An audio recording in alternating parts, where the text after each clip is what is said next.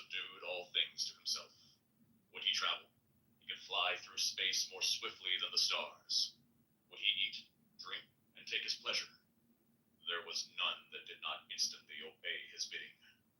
In the whole system of 10 million times 10 million spheres, upon the 22 million planes, he had his desire.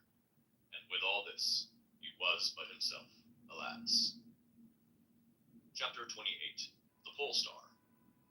Love is all virtue, since the pleasure of love is but love, and the pain of love is but love. Love taketh no heed of that which is not, and of that which is. Absence exalteth love, and presence exalteth love. Love moveth from height to height of ecstasy, and faileth never. The wings of love droop not with time, nor slacken for life or for death. Love destroyeth self, uniting self with that which is not self, so that love breedeth all and none in one. Is it not so? No? Then thou art not lost in love. Speak not of love. Love always yieldeth. Love always hardeneth. May be. I write it, but to write her name. Chapter 29, The Southern Cross. Love, I love you. Night, night, cover us. Thou art night, O my love, and there are no stars with thine eyes. Dark night, sweet night, so warm and yet so fresh, so scented, yet so holy. Cover me, cover me. Let me be no more. Let me be thine. Let me be thou. Let me be neither thou nor I. Let there be love in night and night in love.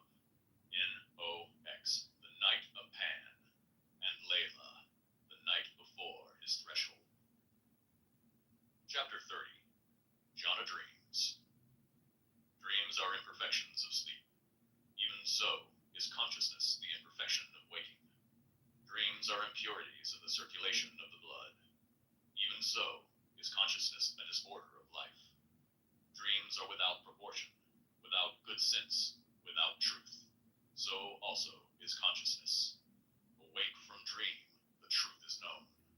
Awake from waking, the truth is the unknown. Chapter 31, The Garret. It moves from motion into rest, and rest from rest into motion. These it does alway, for time is not. So that it does neither of these things. It does that one thing which we must express by two things, neither of which possesses any rational meaning. Yet its doing, which is no doing, is simple and yet complex, is neither free nor ¿Qué necessary. pasa, Isa? I am listening to an audio libro de Elementos. For all these This is Aleister Crowley. ideas express relation, and it, comprehending all relation in its simplicity, is out of all relation, even with itself. If you come up on stage, I will read you one chapter from the actual book if you want to hear it. You're listening? Try stage my accent. Okay, this is called The Sorcerer. It says, But continue. This was good. It goes in chapter 30. Or what are you gonna read now? it's called The Sorcerer. From whom? Same Crowley? book. I have the book in front of me. We're Oh, so listening. it's the same dude, Aleister Crowley? Yeah, Aleister Crowley. Okay, go. It says, The Sorcerer. A sorcerer, by the power of his magic, had subdued all things to himself. Would he travel? He could fly through space more swiftly than the stars. Would he eat, drink, and take his pleasure? There was none that did not instantly obey his bidding. In the whole system of 10 million times 10 million spheres, upon the 22 million planes, he had his desire. And with all this, he was but himself. Alas! The commentary says, this chapter gives the reverse of the medal. It is the contrast to chapter 15. The sorcerer is to be identified with the brother of the left-hand path.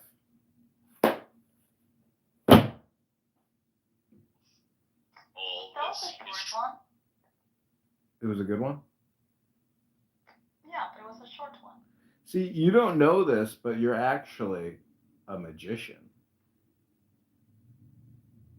Why do you think I don't know? Maybe you know. I don't know. False. And it is true and false to say that it is true and false. Strain forth thy intelligence, O man, O worthy one, chosen of it, to apprehend the discourse of the master. For thus thy reason shall at last break down, as the fetter is struck from the slave's throat. Chapter 32. The Mountaineer. Consciousness is a symptom of disease. All that moves well moves without will. All skillfulness, all strain, all intention is contrary to ease. Practice 1,000 times and it becomes difficult. 1,000, and it becomes easy. 1,000 times 1,000, and it is no longer thou that doeth it, but it that doeth itself through thee. Nor until then is that which is done well done. Thus spoke Frater Pere Durabo, as he leapt from rock to rock of the moraine, without ever casting his eyes upon the ground. Chapter 33. Bafflement. A black two-headed eagle is God, even a black triangle is he. In his claw he beareth a sword, yea, a sharp sword is held therein. This eagle was burnt up in the great fire, yet not a feather is scorched.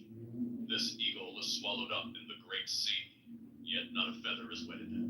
So flieth he in the air, and lighteth upon the earth at his pleasure. So spake Iacobus Burgundus Volensis, the Grand Master of the Temple, and of the god that is ass-headed, did he dare not speak. Chapter 34. The Smoking Dog. Each act of man is the twist and double of an hare. Love and death are the greyhounds that course him. God bred the hounds and taketh his pleasure in the sport. This is the comedy of Pan, that man should think he hunteth, while those hounds hunt him. This is the tragedy of man. When facing love and death he turns to bay.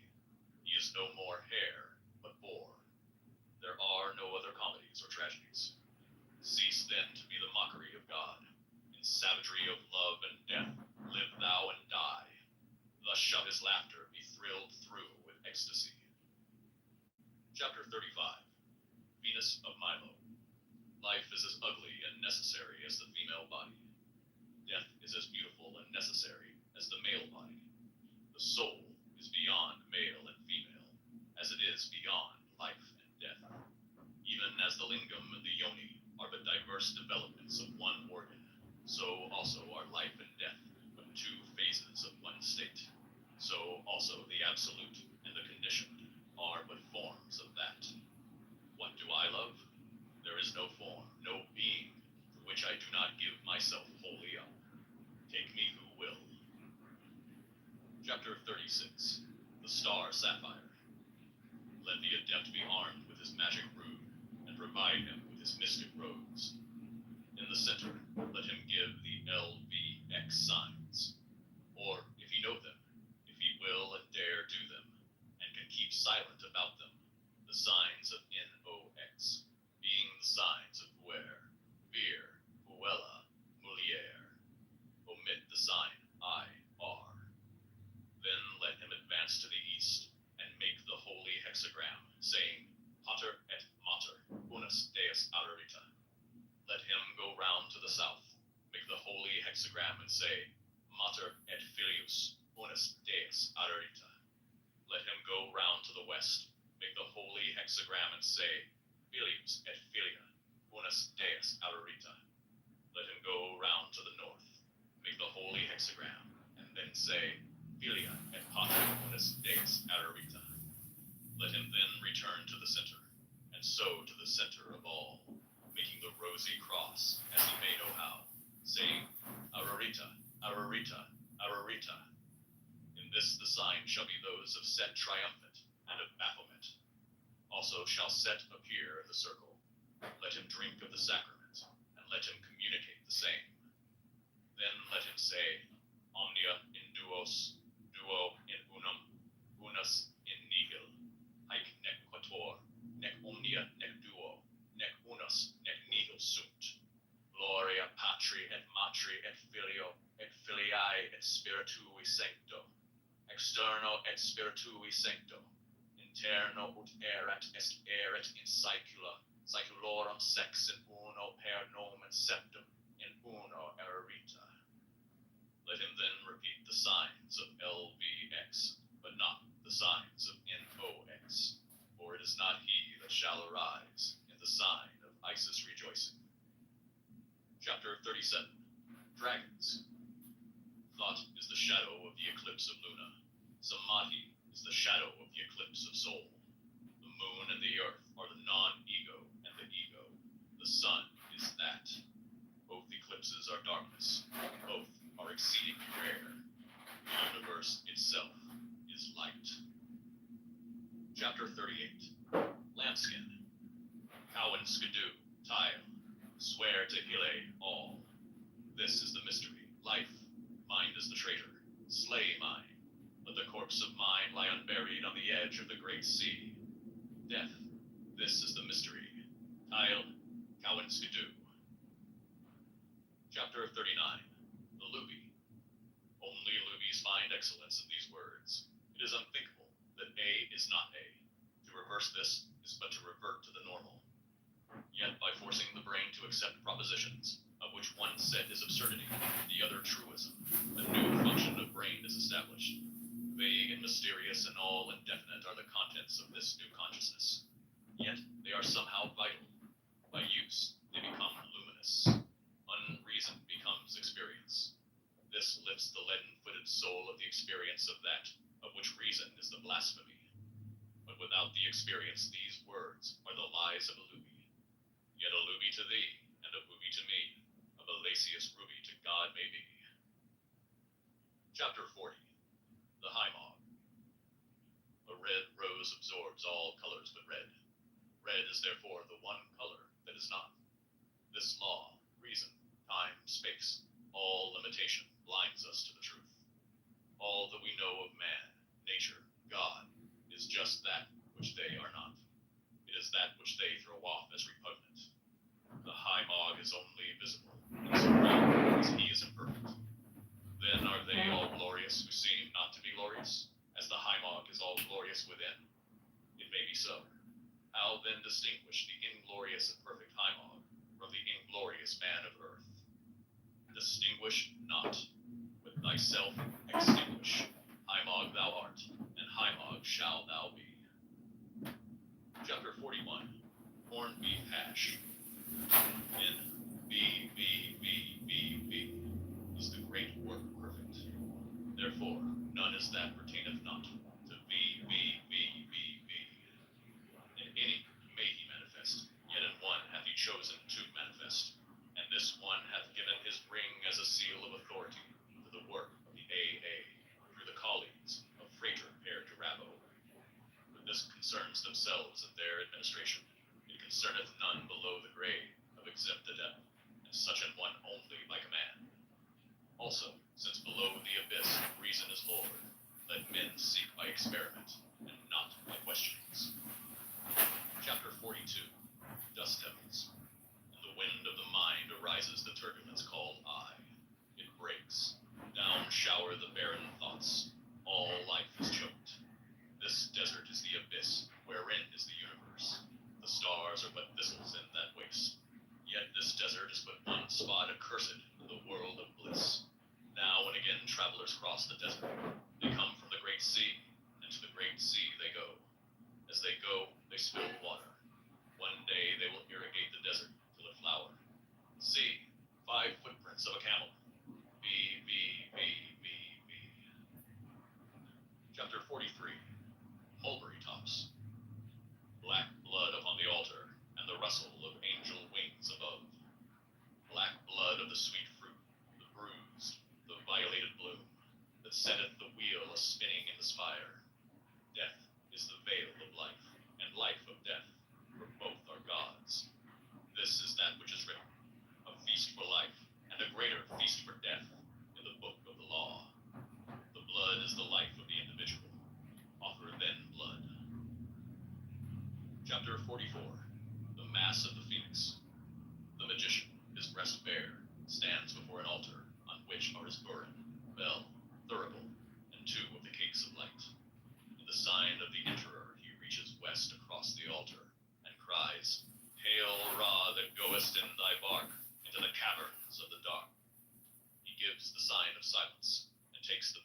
and fire in his hands. East of the altar see me stand with light and music in mine hand. He strikes 11 times upon the bell. 3, 3, 3, 5, 5, 5, 5, 5, 3, 3, 3, and places the fire in the thurible. I strike the bell, I light the flame, I utter the mysterious name, Abrahadabra. He strikes 11 times upon the bell.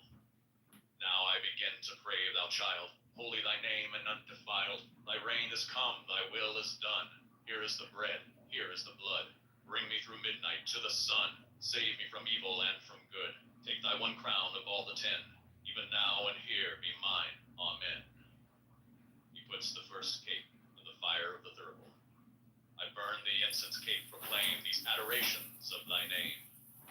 He makes them as in liber legis, and strikes again 11 times upon the bell. With the burin, he then makes upon his breast the proper sign. Behold this bleeding breast of mine, gashed with the sacramental sign. He puts the second cake to the wound. I staunch the blood, the wafer soaks, it up and the high priest invokes. He eats the second cake. This bread I eat, this oath I swear, as I inflame myself with prayer. There is no grace, there is no guilt. This is the law. Do what thou wilt. He strikes 11 times upon the bell, and cries, Abrahadabra. I entereth in with woe and mirth, and now go forth and with thanksgiving, to do my pleasure on the earth, among the legions of the living. He goeth forth. Chapter 45. Chinese music.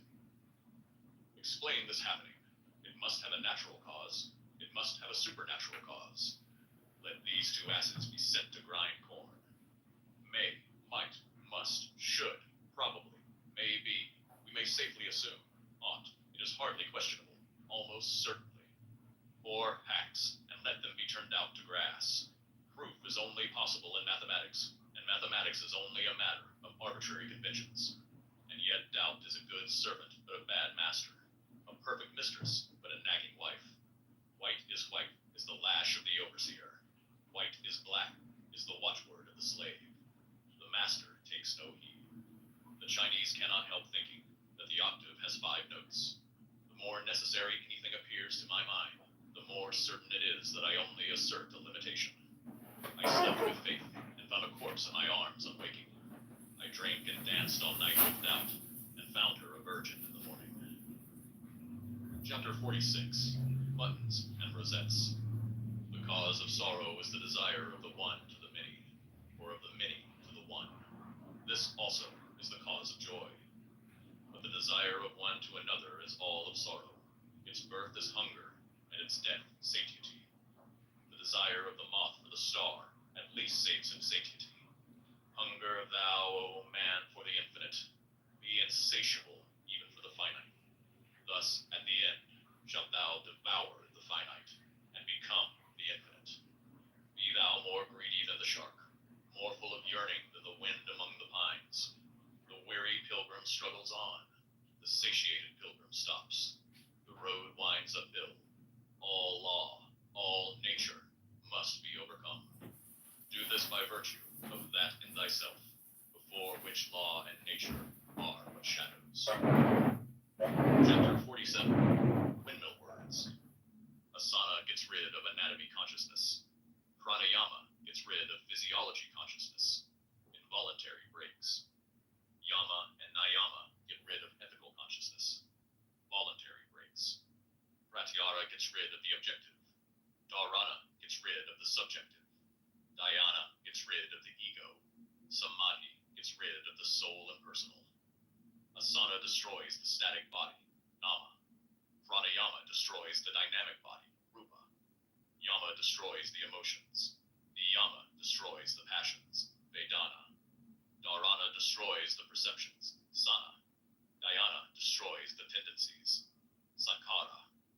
Samadhi destroys the consciousness, vinanam. Omar Thermidor destroys the digestion. The last of these facts is the one of which I am most certain.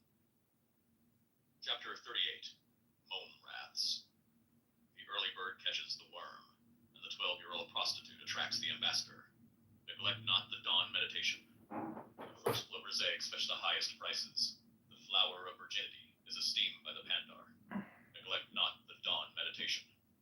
Early to bed and early to rise makes a man healthy, wealthy, and wise. But late to watch and early to pray brings him across the abyss, they say.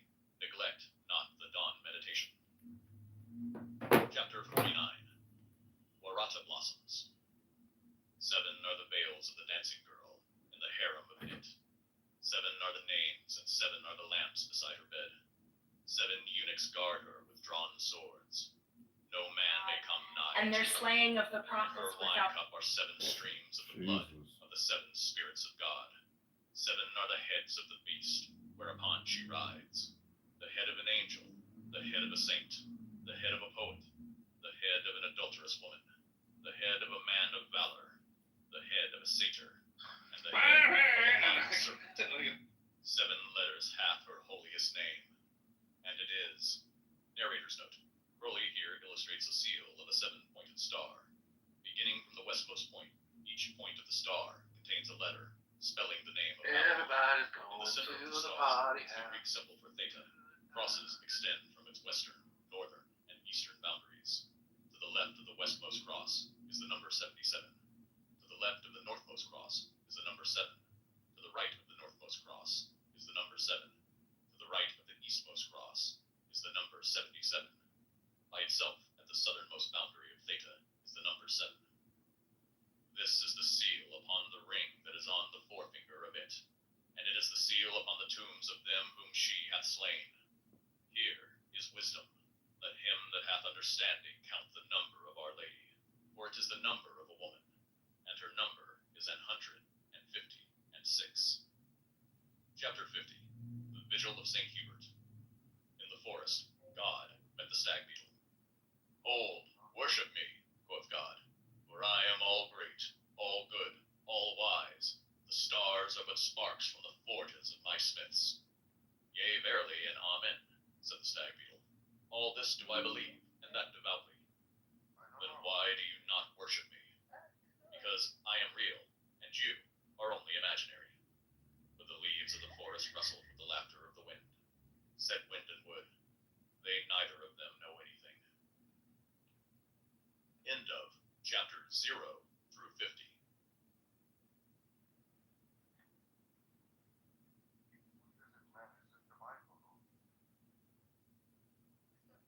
The Book of Lies by Aleister Crowley, chapters 51 through 91. This paperbox recording is in the public domain. Chapter 51. Terrier Work. Doubt. Doubt thyself. Doubt even if thou doubtest thyself. Doubt all. Doubt even if thou doubtest all. It seems sometimes as if beneath all conscious doubt there lay some deepest certainty. Oh, kill it. Slay the snake. The horn of the doubt goat be exalted. Dive deeper, ever deeper, into the abyss of mind, until thou unearth the fox that. On hounds, yoinks, tally-ho, bring that to bay. Then wind the mort. Chapter 52. The Bull Baiting. 411 books wrote I. In each did I expound the great work fully. From the Okay, beginning. next one. To the end. Delivering emergency price relief for American families and defeating the cost of living crisis. I don't remember hearing about this one. This executive order mandates emergency price relief for housing, healthcare, and job creation to benefit American workers and increase prosperity. Which American workers? I wonder how that one would actually work. Okay, next one on the 20th. Defending women from gender ideology extremism and restoring biological truth to the federal government. This executive order recognizes 2 sexes, male and female, and directs agencies to use sex instead of gender in federal policies and documents. Okay, so this is against, I guess, the gender shit that the previous administration was doing. I remember that one. Okay, next one, also on the 20th, declaring a national energy emergency. This executive order declares an energy emergency, directs agencies to use emergency authorities for domestic energy production, and exempts actions from certain environmental regulations. Next one, also done on the 20th, declaring a national emergency at the southern border of the United States. This executive order deploys armed forces to support border control, constructs barriers, waives FAA and FCC restrictions, and revokes the Southern Border Emergency Proclamation. Okay, I remember that one. Next one on the 20th. Clarifying the military's role in protecting the territorial integrity of the United States. Okay, this executive order instructs the Secretary of Defense to revise the Unified Command Plan, assigning U.S. NORTHCOM the task of securing U.S. borders against unlawful migration, narcotics trafficking, and other criminal activities. Wow. The next one, also done on the 20th, application of Protecting Americans from Foreign Adversary Controlled Applications Act to TikTok. This delays the TikTok ban for 75 days and instructs the Attorney General to issue letters of non-liability and allowing time to determine next steps. So Trump saves TikTok. Next one, allegedly. Next one, the 20th, America First Trade Policy. So this executive order mandates multiple reports to the president by April 1st, 2025, covering trade deficits, unfair practices, USMCA impact, eliminates loopholes in export controls, and more. Okay? Next one, also done on the 20th. This is the last one that was done on the 20th. By the way, that was like, I think, probably half of these. America First Policy directed to the Secretary of State. This executive order, the Secretary of State will. So this executive order makes it so that the Secretary of State will align policies and operations with an America First foreign policy, prioritizing American interests and citizens. So those are all of the ones that were the 20th. I'm gonna count these real quick just to see. 1, 2, 3, 4, 5, 6, 7, 8, 9, 10, 11, 12, 13, 14. 15, 16, 17, 18, 19, 20, 21, 22, 23, 24, 25, 26, 27, 28, 29, 30, 31, 32, 33, 34, 35, 36, 37, 38, 39. That was 39 out of 54. That's wild. He did 39 executive orders on the first day. All right. Damn. Yeah, it's a lot. All right, I'm going to get through the rest of these quicker. 21st, keeping Americans safe in aviation. This executive order terminates diversity and inclusion practices in the FAA's hiring and recruitment, aligning with a broader EO, eliminating DEI across the federal government. Okay, that's the 21st. Second one on the 21st, ending illegal discrimination and restoring merit-based opportunity. This executive order rescinds all DEI practices and programs across executive departments, revokes related executive actions, and redirects agencies to end DEI initiatives in the private sector. So those are the only two done on the 21st. The next one is done on the 22nd.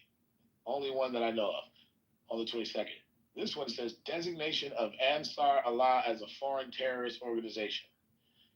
This executive order initiates the process to designate the Ansar Alan or Alan Houthis. Okay, so this was separate from the other one. So the Houthis as a foreign terrorist organization involving a State Department report and a USAID review of all related activities. That's the only executive order on the 22nd listed here. Next one, 23rd, strengthening American leadership in digital financial technology. Okay, so this executive order revokes EO 14067, I believe. I assume that's under the Biden administration. And the Treasury's Digital Asset Framework establishes a new working group on digital asset markets and prohibits agencies from promoting central bank digital currencies. So going back to decentralizing crypto, or I assume that's implicated in that. 23rd, second one on the 23rd, removing barriers to American leadership in artificial intelligence. This rescinds EL 14110. I assume that's under the Biden administration. It directs OMB to revise AI guidance within 60 days and takes APST, the Special Advisor for AI and Crypto, and APNSA to develop an AI action plan within 180 days. Another one on the 23rd, President's Council of Advisors on Science and Technology, or PCAST. So it reestablishes the PCAST for at least 2 years, advising on science, technology, and emerging technologies like AI and quantum, with up to 24 members, and co-chaired by the Edward just figuring out how to read? AI and crypto. All right, 23rd, again, federal recognition of the Lumbee tribe of North Carolina. So this executive order directs the Secretary of the Interior to Oh submit my plan god, I mandates think to he just assist figured the out how to Long Beach read. Tribe in He's obtaining proving federal that he's recognition, not supporting stupid. long-standing state He's recognition. impressing people. He's reading. Oh, I didn't hear about that one. I had no idea this guy could read. I thought he was blacked out.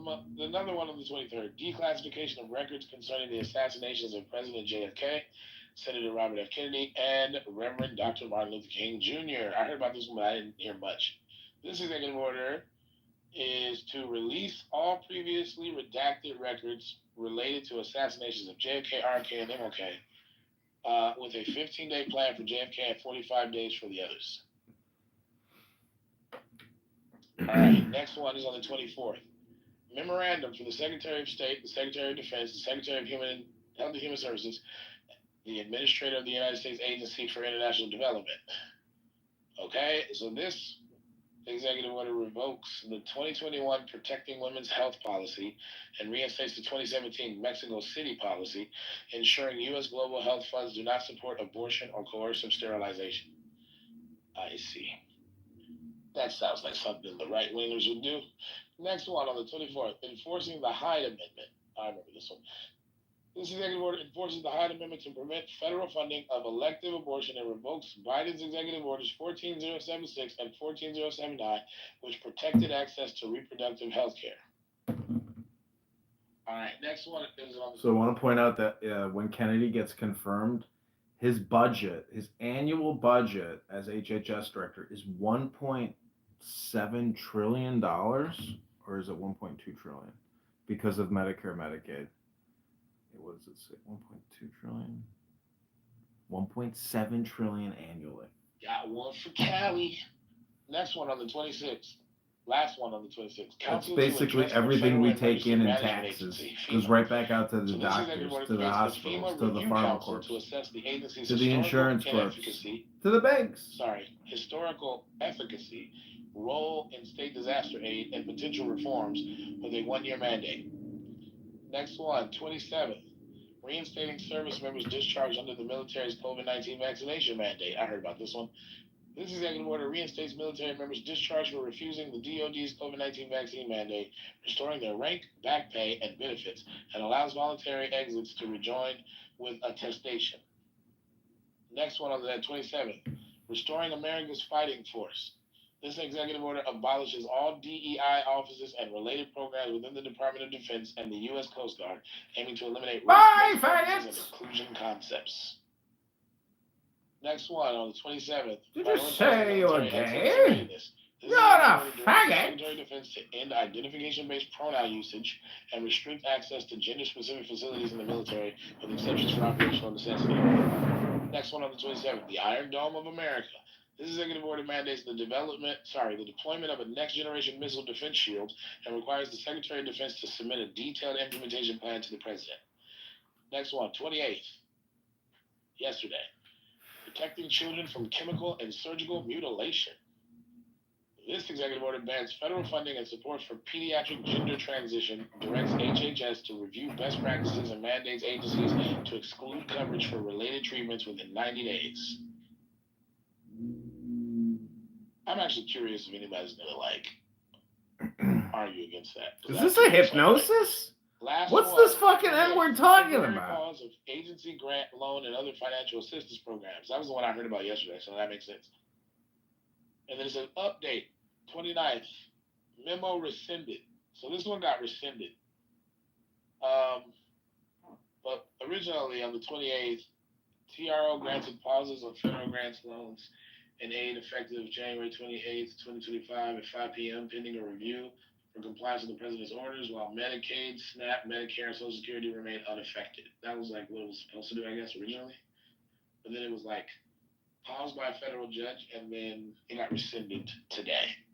So that temporary pause was temporary as fuck. Didn't even last 24 hours. All right, that's all the ones that I know about from this website. That's a lot. That's a lot to take in. And I imagine it's been tough for like the news to report it adequately, because when you start talking about one and Trump drops another one, and you're like, what the fuck, Trump? What is this? So I wanted to review them because I've been like curious about what they all were, and I found a website that's like, aggregating them. And there's other websites that are doing it. I think the New York Times is doing it or whatever. But I just wanted to know like the direct information. Also, wait, each of these I think have links to. Oh yeah, they have links and they have more detailed summaries. So the thing at the top of the room is what I was reading this whole time. So you can oh shit, they updated the shit. Holy shit. Yo, they updated it. So all the ones from today are on here now, and they don't have the descriptions are pending. Yeah, how many you got for today? 1, 2, 3, 4, 5. So 5 today. All they have are the names of them, but they don't have the descriptions. Hey, bro, Right. did he just pull a K-Dot? How many he got in stock? Bro, he might. I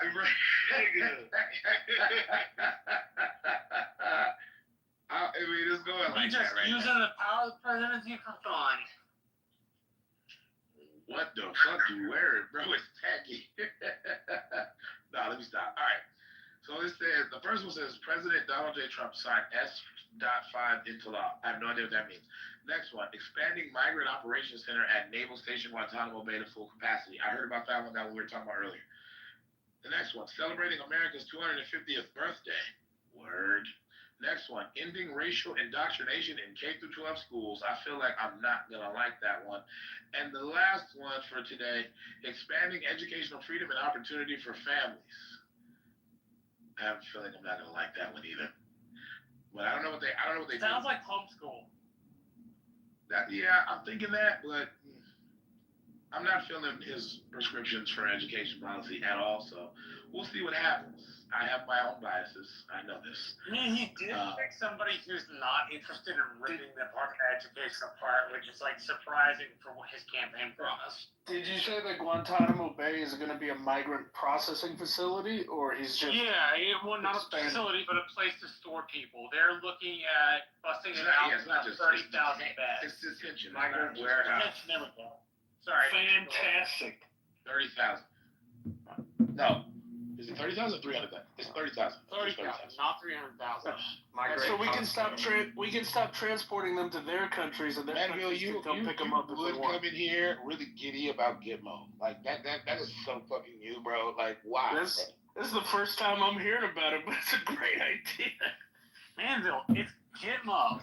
Like they couldn't. Yeah, well, we have all this spare bed space because we're not hauling terrorists in there anymore. Literally not have picked a worse way to look at that. You're gonna store people at Gitmo where we torture people. We can put the cartel terrorists there too. It's perfect. You're missing the point. The idea that you would do this, and instead of putting them on some other island or territory the United States holds, you would stick them in Gitmo. That's the problem. It's that it's Gitmo. We've already got staff. We've got cages for the kids. They're already built. Yeah, bro, but that's torture central, and you don't want to put people who have been. Well, we really tortured people in Bahrain and other places. We didn't do a lot of the torture. We actually tortured people at Gitmo too. We literally did do a lot of the torture at Gitmo. What are you talking about? A lot of the torture was not in U.S. territory. Gitmo is not in U.S. territory, bro. Yeah, it is. No, it's not. It's in Cuba. But it's our base in Cuba. I know that, but that's outside of the United States, bro. That's exactly why Cuba's set up that. Cuba's a hostile partner. That's why they set it up there. They set it up so they can be less accountable to the Constitution. No, it's just right. If you're in Cuba, that's what the black sites in Africa and Bahrain and places are for. That's what Abu Ghraib is for. I'm not arguing with you that there are other black sites. I'm saying they decided to use this black site. As far as optics go, you couldn't have picked a worse fucking. This is like the Area 51 of black sites. It's the one everybody knows about. It's the one with the most attention. You're still missing the point. You don't take people who violated immigration clauses and stick them on Torture Island, which is exactly how it's going to be portrayed. Well, it didn't. Welcome to we didn't Torture say. Island. Would you like waterboarding? Would you like to be in the box? Would you like me to stretch you out? Yeah, I thought waterboarding was the Gitmo thing.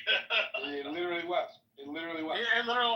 So, interestingly enough, the first use of waterboarding in the United States was in the 1896 to 98 Spanish-American War, and there's a Time magazine cover with us in the Philippines, and it's got a U.S. doughboy waterboarding a quote Muslim mulatto, as they were phrased in the history of the time. And so that's when we first practiced waterboarding. But yeah, we did it at Gitmo, and again, man, it's taking people to Torture Island. There's no way you can sell that. At least they'll be well It's a great hydrated. place to stick people, but what about the torture? gotta provide them with they have water. their food, but what about the torture? People like Manville who don't give a damn about human rights. He'll buy that shit. Well, no, I just mean like it's incredibly hard to defend. Bro must be just. And then we can get countries to show up and pick up their own people because they don't want their people in Gitmo. It's genius. So we'll save money on the flights because they'll come and get their own. You know, it feels like his inspiration was El Salvador, like what they were doing there with the newly. Bukele is a fucking genius. What? What the fuck is wrong with you, bro? Nayib Bukele is fucking awesome. You literally just say things, bro. Like, Turn that country around. Drunken There's no power. fucking shock value, bro. Like, what This do you is do? He turned that country around, and maybe Bukele will figure out Pinochet's equation of how many communists you need to throw out of a helicopter before the fuel pays for itself. You do get the point that Pinochet throwing people out of helicopters was a bad thing, right? Not reflected very well in the United States. Clink, nod, yeah, real horrible thing. Communists falling from the sky. I mean, simply because one is a communist does not mean they should be chunked out of helicopters. Also, Communists are not people. Pinochet is exactly what you get when you interfere during the Cold War. Right? Like, a bunch, aside from the drug cartels, a bunch of the reason we have problems there is because we decided to fuck around there in the early part of the 20th century and during the Cold War. And as long as Russia didn't have a missile base in the Western Hemisphere, we didn't give a fuck what we had to do. I'm not just saying that as a morally right or morally wrong This position. is Monroe I'm just saying that Doctrine was the problem. 2.0. We're going to expand American influence in the Western Hemisphere. We're going to resecure our strategic locations, such as the Panama Canal, such as Greenland. We're going to expand our economic influence that has been eaten away by China. Don't want to sell. The only way to take it would be by force. It's not really up to the Greenlanders, is it, Marshall? I mean, if you want to be compared in the same sentence as Vladimir Putin for taking shit that doesn't belong to you, sure. But Greenland does not belong to the United States. We don't have a claim to it. The difference is that if we wanted Kiev, we would have Kiev. Putin wants Kiev, but he can't have it because his military is too weak. You're missing my point. Those who would take area with force because they want to expand their area are in the same fucking category, right? We would have to declare war on the Danes, which would be declaring war on the EU, which really fucks that whole situation up, right? It's not like you could do it without great detriment to the United States. Well, after we're done with Greenland, we can take Iceland and maybe Denmark. He doesn't understand that Greenland is not. Skip the whole problem of fighting in Belgium that so many European wars have had. We could just I understand start from Hamburg and work our way south. So Manville is hold on. Manville is perfectly exemplifying everything that I was talking about when I talked about MAGA hubris. Motherfuckers are getting carried away, and they feel emboldened because, the Republicans won pretty decisively in the last election. And so it's getting them in public to say increasingly dumb or really authoritarian shit in public with, no compunctions whatsoever. And, no pausing to think, do I really want to say this out loud? Are there any, implications for, basic civil liberties or international law that I should consider before I just say, yeah, opening up Guantanamo Bay and housing 30,000 illegal migrants for the fuck of it is cool, and maybe wink wink we might torture them. That's psychotic shit. That's not good policy at all. Objectively, that's terrible. I don't even know why you would say that shit, dude. What are you talking about? We should only torture the cartel terrorists, but we can at least house the migrants there. We shouldn't torture anyone. We shouldn't even torture them. No, it's ridiculous. They deserve we torture. We shouldn't torture anyone because that shit's wrong. Who should we torture? It becomes like a Monty Python movie. First we can't throw communists out of helicopters. Now we can't torture terrorists. As federal policy, What the fuck? capital punishment. We never could torture all your terrorists. toys. Like we're back to killing people, bro. Like nah. What's wrong with killing our enemies? What America should be doing is killing all of our enemies. That's exactly what we should be doing. You're very That's psychotic, bro. Like, what do you mean by killing all our enemies? Who are our enemies? He doesn't understand Geneva Convention, does he? Denmark's not our enemies. We never ratified the Geneva Convention because These are actually our allies. Yeah, we did, dumbasses on their freaking military. Trump is threatening to take sovereign territory from allies because we can. That's psychotic. That's fucking psychotic. I think it's Kind of sound like Putin, where is it? Like that's pretty fucking. I know he's actually not though. He actually means this silly shit, and that's why I'm responding seriously to it. Cause like a lot of people, not serious. He just don't give a fuck. He'll say it out loud, but a lot of motherfuckers quietly think this shit is cool. Like for real. Like I'm repudiating it because we need some voice and reason in the room. Like, well, it's nice to have a president in office that cares about our borders like Obama and not afraid to deport everyone. I mean, yeah, but I feel like there's sensible versions of these things. Like, we don't have to go off the rails and Obama believed in killing our enemies all over the world. Start norming on taking deporting them too. Territories that are. Hold on. Obama wasn't calling up countries please, can I drone strike someone? Fucking terrorists, like, shut up. You're not gonna be on stage long. You're only here for my entertainment, man. But calm down.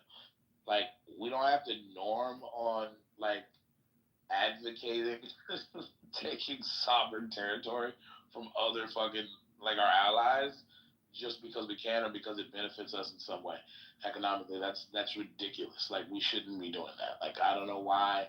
But he's not doing it, Mr. Black. It's also He's threatening to do so. He's threatening to do so. An inappropriate use of empire. Why is it not okay? Because it's illegal. And also, according to an inappropriate use of the American empire. And also, there are allies. Who writes international law? Are you serious right now? Jason, I know what you're doing. Are you serious right now? I know exactly what you're doing, and I know the song in your head. No, bro. Like, so first of all, we adopt international laws in our legal system. That's what we do.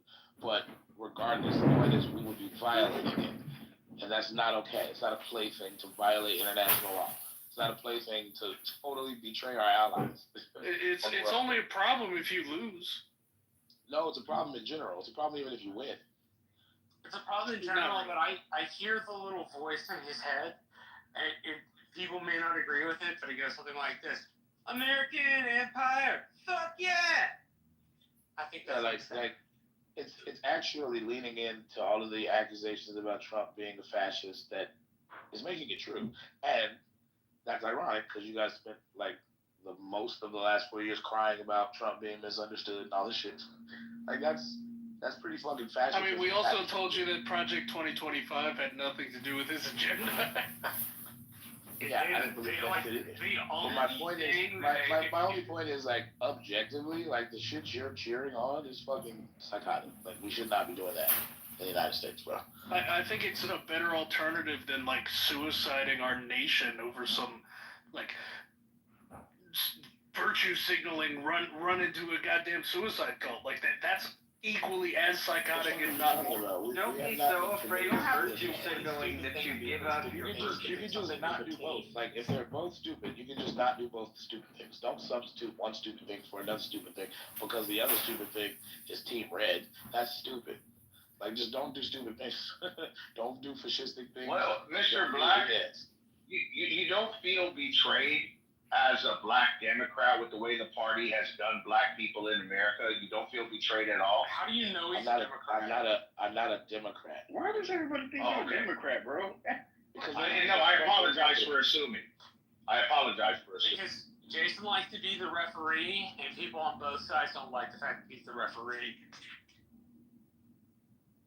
the radical centrism does. Because I'm just judging how the Democrat Party destroyed Black America. Well, I'm not a radical at all. It's the point of being a centrist is to not be radical. Here. Which I will. Yeah, I still don't see what the problem is of treating narco terrorists the same. Hold on a second, man. I really. You don't see what the problem of violating people's basic human rights is because you designated them terrorists. You could just but those basic human rights are arbitrary decisions. They can They're not reverse at arbitrary. the drop of They're not fucking hat. arbitrary.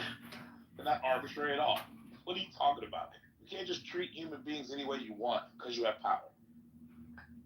That's pretty much how it works, Chase. No, that's a violation of Jesus people's rights. Christ. Manville, I mean, What? I enjoyed some of your points, but you're making like a huge case for woke right. You know, like for the phenomenon of woke right, because it's the same, power dynamic bullshit. Oppressor dynamic. Let's get that. As long as we can characterize the people we don't like as evil enough, we can justify doing any number of fucked up things to them. Like, nah, bro, that's not how it works. Yeah, Manville, I told my college-age daughter the very same thing when she was woke left. I'm a centrist also. My God, man, do not give up virtue for the sake of being afraid of virtue signaling. There's a big difference between the two. Like, what makes an American so much better than any foreign national from any other country? Agreed. They're American. They're gonna say God. The power of America. When Jesus Christ delivered the Constitution across the Delaware in 1776 and founded America as his personal chosen country to rule the entire world and tell everyone what to do, Jesus of Nazareth never stepped foot and compel them by force. Objectively, Shacks through me every day, Mr. Black. Objectively, Jesus of Nazareth never stepped foot on American soil. Not according to the Mormons. I do have to And the say, magic underwear. The Bull hit the side. if English was good enough for Jesus, it's good enough. Jesus didn't speak at all. You speak of English. Jesus bro. lived- That's not the word. It's a famous Jesus quote, lived but- if Jesus lived at all, he lived thousands of years before English was a language. Jesus like desperately trying to save the Like, world. what are you doing, You bro? might want to brush up on the Book of Mormon there, Jason. I'm pretty sure he was in The America. Book of Mormon is not recognized by Christianity at all. What are you talking about? Hey, Black, maybe Aramaic came from America, but in the future. They do both start with the same letter. Hey, that's true, bro. Just a misspell. Yeah, there you go. And this is why Prophet Werner von Braun notated that the leader of Mars would be named Elon, Okay, bro. which is actually true. Not making that up. Whatever you say so, bro. All right, back to Mars to Mars. So these executive orders, I think a lot of them are controversial, and I want to delve into the ones that are the most controversial to people. The ones that don't have the descriptions, I would wait till they populate them. They're pending right now.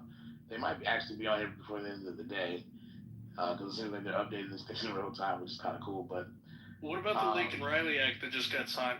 that's not an executive order. That's actually an act of legislation from Congress. That was bipartisan. We want to focus on executive orders.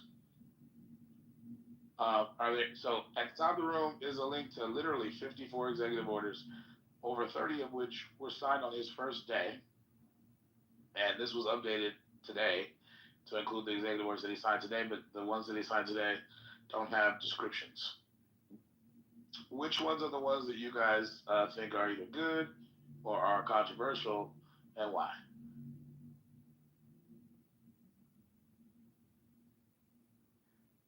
Serious question.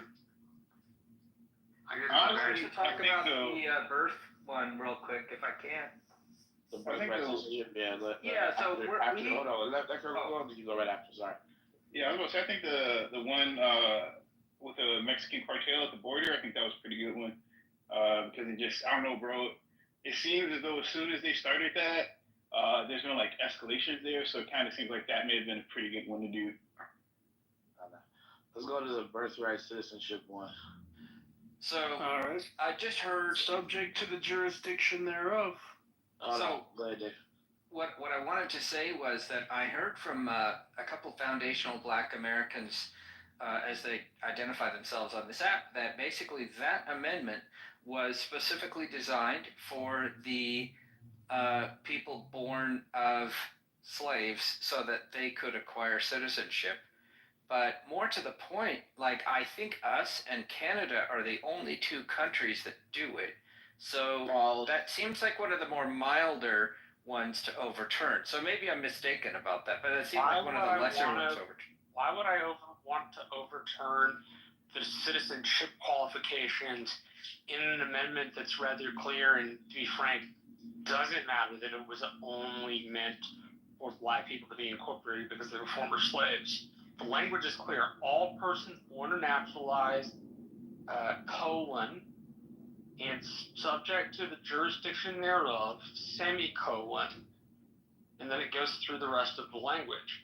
If you are on a United States airplane, if you're on an aircraft carrier, if you're in a diplomat car and you have a kid, if you're on a military base, if you're in an embassy, all of those areas are places where you are subject to the jurisdiction of the United States, not to mention being born on our land.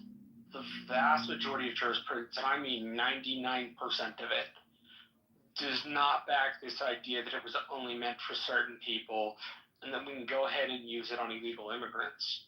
The language, even if you don't take an originalist connotation of this, when Bam and the other gentleman, I'm forgetting his name, people were curious, go to nationalconstitutioncenter.org, type in 14th Amendment, it's got several good explanations.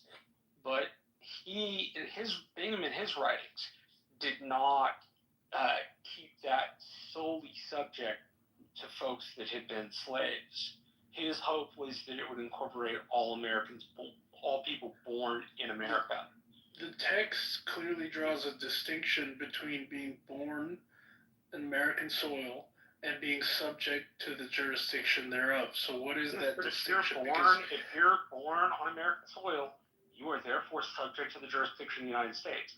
No, that's not what it implies. Hold on. If you are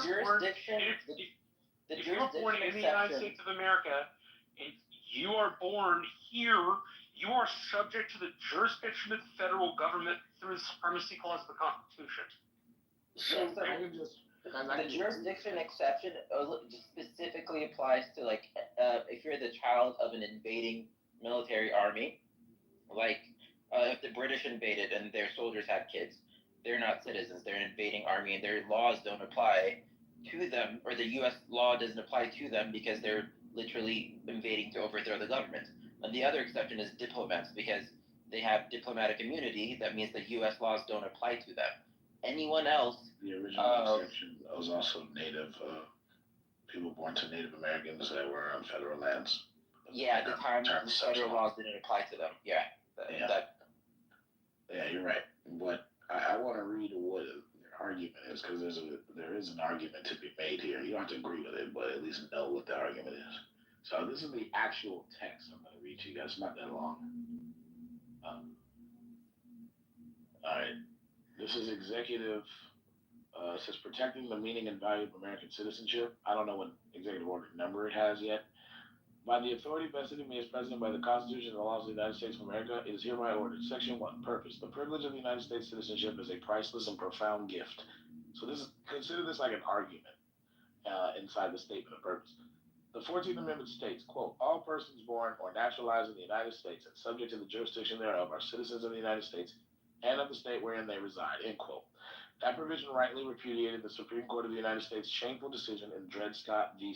Sanford, which misinterpreted the Constitution as permanently excluding people of African descent from eligibility for United States citizenship solely based on their race. But the 14th Amendment has never been interpreted to extend citizenship universally to everyone born within the United States. The 14th Amendment has always excluded from birthright citizenship persons who were born in the United States, but not, quote, subject to the jurisdiction thereof, end quote. Consistent with this understanding, the Congress has further specified through legislation that, quote, a person born in the United States and subject to the jurisdiction thereof, end quote, is a national and citizen of the United States at birth.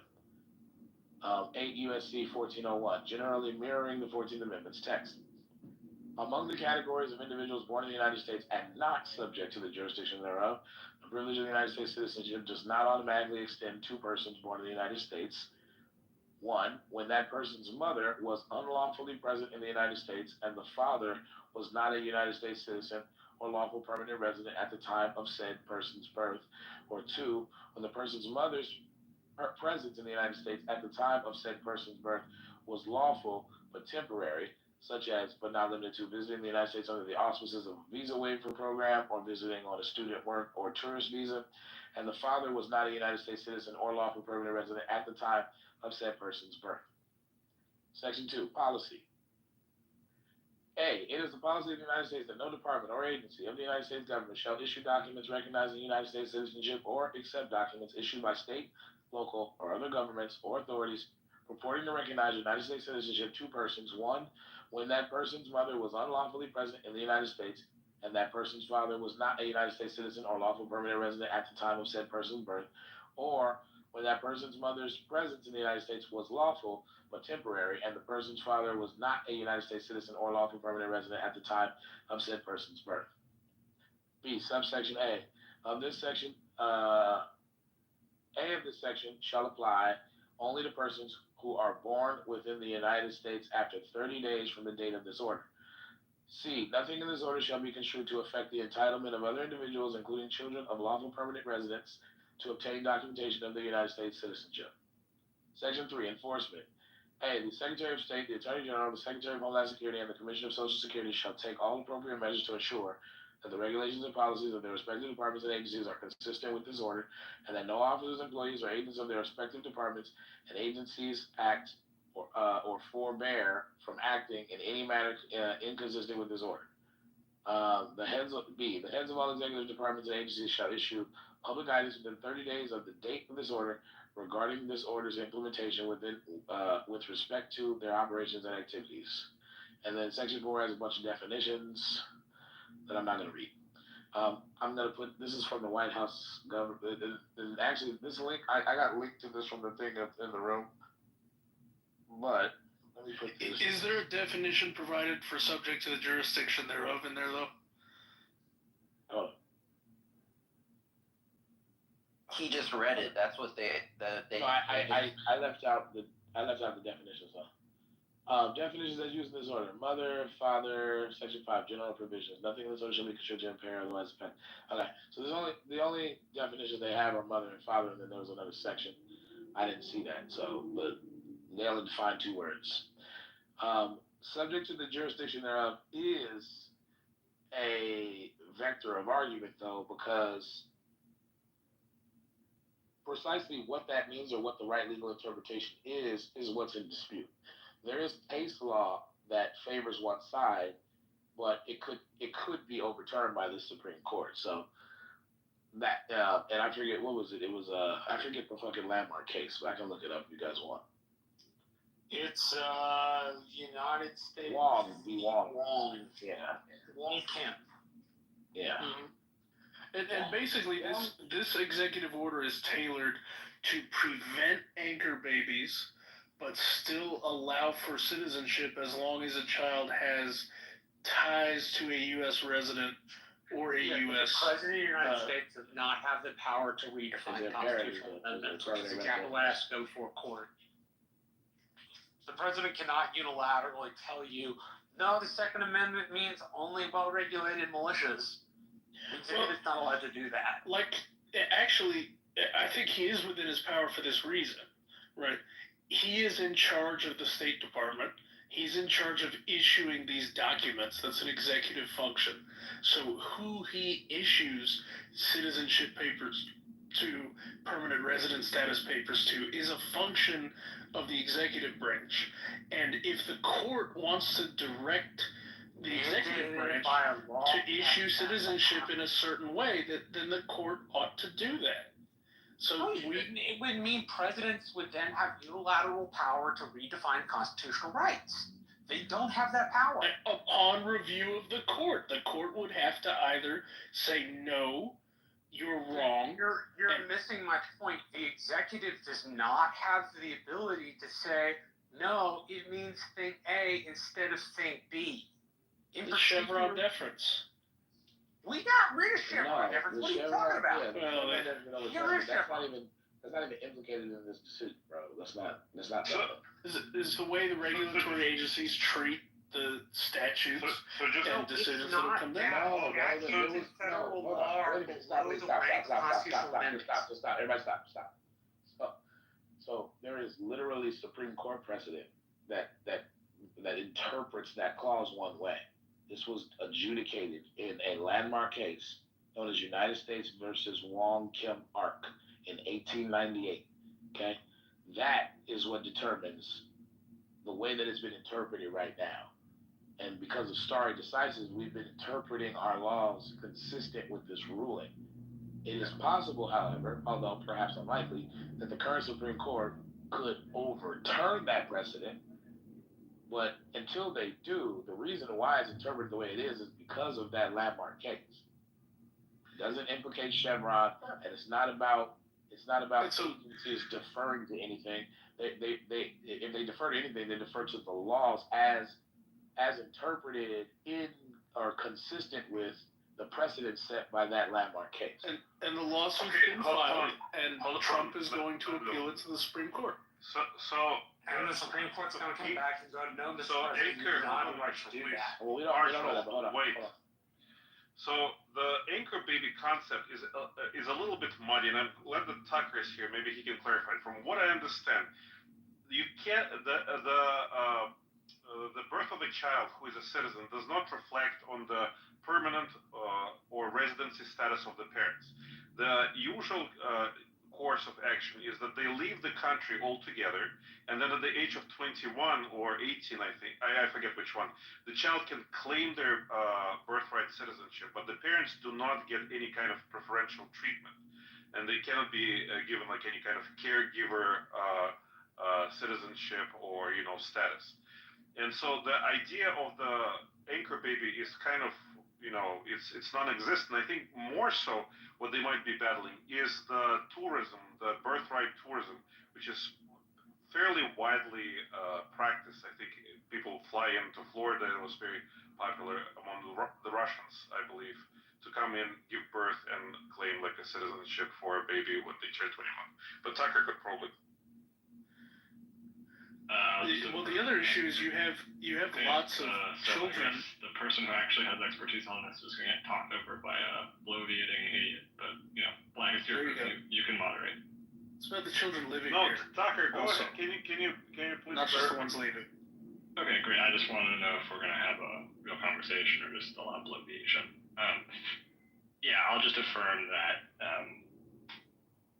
you're correct that the birth of a U.S. citizen does not automatically grant residency rights in any respect to the parents. Or the person would have to come back to the United States, as you said, when they're an adult, and then petition for family-based immigration through those channels. Or they could live in the United States as an orphan if their parents were deported. Right, but that doesn't like they can't petition for family-based immigration before the age of majority, as Andre correctly pointed out. And so the point of the anchor baby critique is have a baby and it allows you to stay, right? So that was what he was saying. That's a bit of a misnomer because it doesn't actually allow that. Like the citizen has a right to stay, but not the parent. A girl like David, her mother got deported shortly after she was born because her daughter had the right as U.S. citizen, but she did not. But does it make it more likely that they'll be able to eventually become citizens vis-a-vis the ability to petition? Isn't there a unique pathway for petition because the child is an American citizen? So there are petitions you can file. How does that mess with the law? That correction was directed to Tucker. Yeah, I mean the main bases of immigration are like jobs and family, basically. So the it would just anchor be concept family based. But the anchor concept, I think, is still relevant, right? Because it creates a unique channel to petition for, I assume, citizenship, or at least, at the very least, permanent residence for your. But the key point is it's like super delayed. You have to, as Andre said, I don't remember the age either, but it is correct that you have to wait until you're like 18 or 21. It's like 21. Delay. It's 21. I'm literally an anchor baby. So I'm your worst nightmare, whoever was. I was born here, and my mom was on a tourist visa.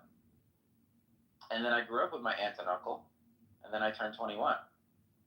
And then she came here, and then my brothers came here. And they're all computer science engineers now. So, yeah. I acknowledge the delayed status of it, but I do think that there's some validity to the concept because it creates a unique pathway.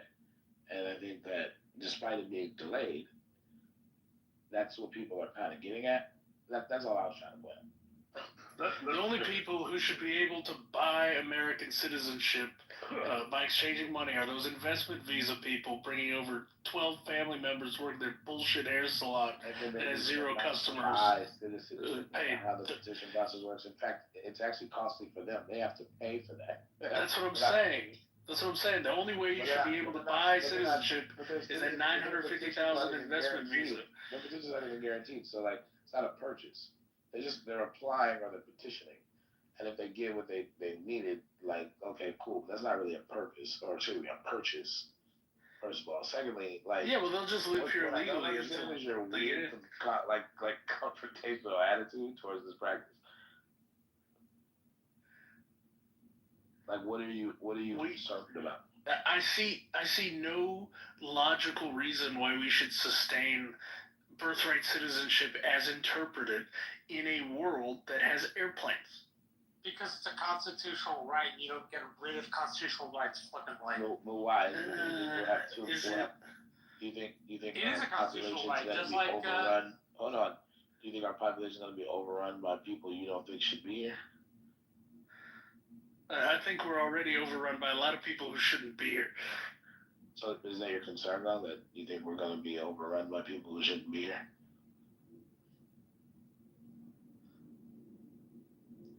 I don't think there's going to be sufficient impetus to fix our legal process of immigration until we choke off the supply. Strangely evasive.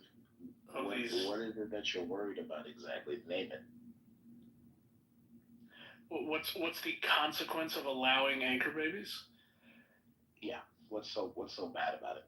What's the worst that could possibly happen? The worst that could possibly happen is you import the world's problems into your own country. So have we done that? Because this has been the law that lasts since the 18th. Yeah. Have you seen Dearborn, Michigan? Have you seen Minneapolis, Minnesota? Wait, simply because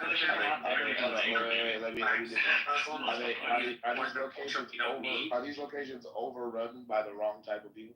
Yes. Okay, so you're afraid that our country is going to be overrun by the wrong type of people from other countries?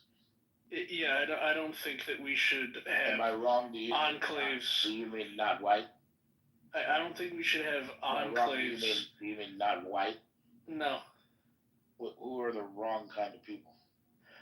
People who are operating enclaves of means that they are heteronormative cultures operating a conclave and values. Enclaves of heteronormative cultures. What? So, like, for example, like we should snuff out like ISIS training camps in upstate New York. Like that's a bad thing. We should snuff those out. Are you seriously saying we shouldn't have? How many anchor babies do you think have any affiliation with ISIS? We shouldn't have. I'm sure there's plenty. What percentage of anchor babies in America do you think have any connection to ISIS?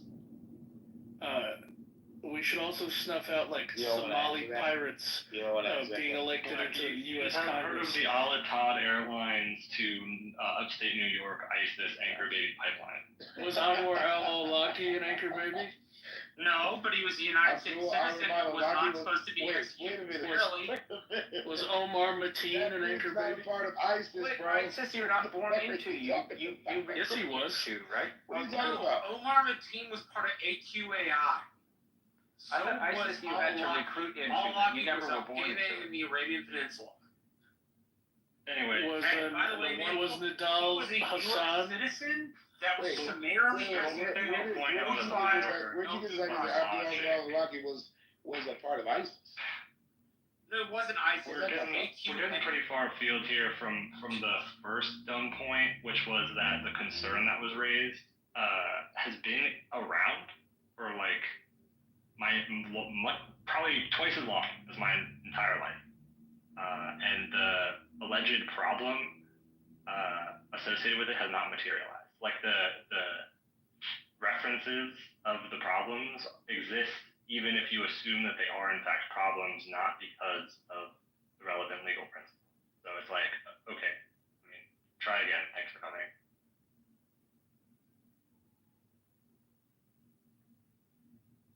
Yeah, man, it just kind of sounds like you don't want to. And on principle and on what is right, why? Not cultural enclaves because the municipal police and the city councils and the school boards still operate enclave like they have in England. Don't operate. 16 years old. I don't think that he was. The enclaves in England, they rape girls with impunity and the police protect them.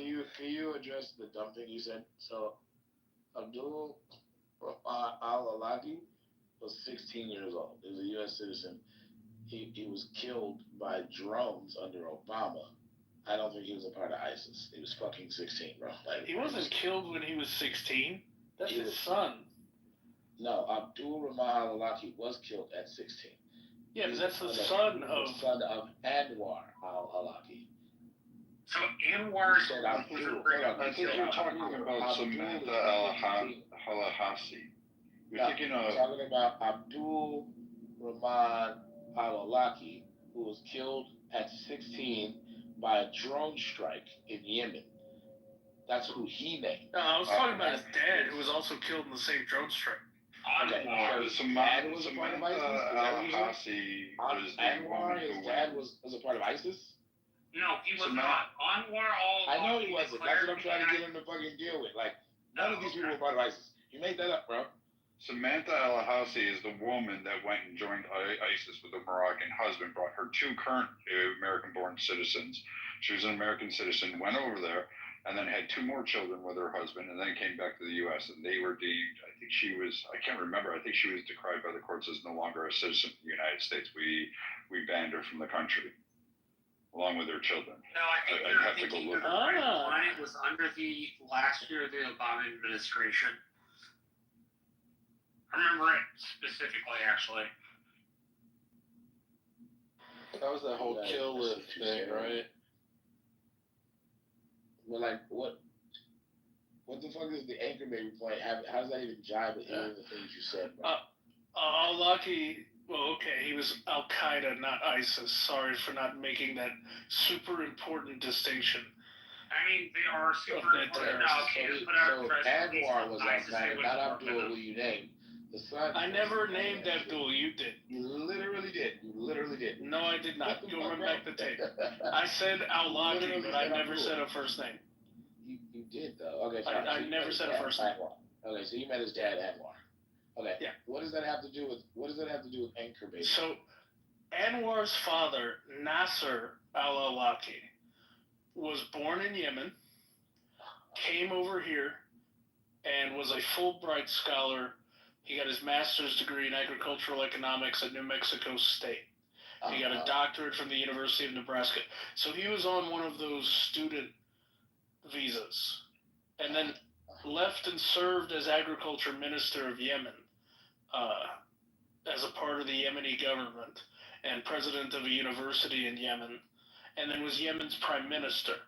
So Al-Awlaki, having American citizenship, being born here, he was the son of a Yemeni politician. Anwar Abdul.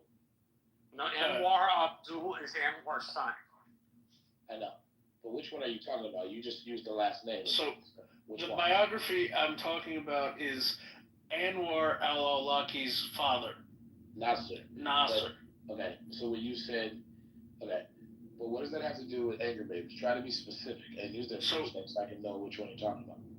Nasser came to the United States with a student visa. Yes. He studied here. He got degrees here. He then left back to Yemen and eventually became prime minister. Okay. His son had U.S. citizenship. Anwar, and was born in New Mexico. Okay. In Las Cruces in 1971. Right? Okay. If this Trump executive order gets upheld in the courts, right, Anwar would not be eligible for U.S. citizenship unless his mother was American. Okay. Because his dad would be here on a permanent basis, and his father's status as a Yemeni citizen and a Yemeni politician.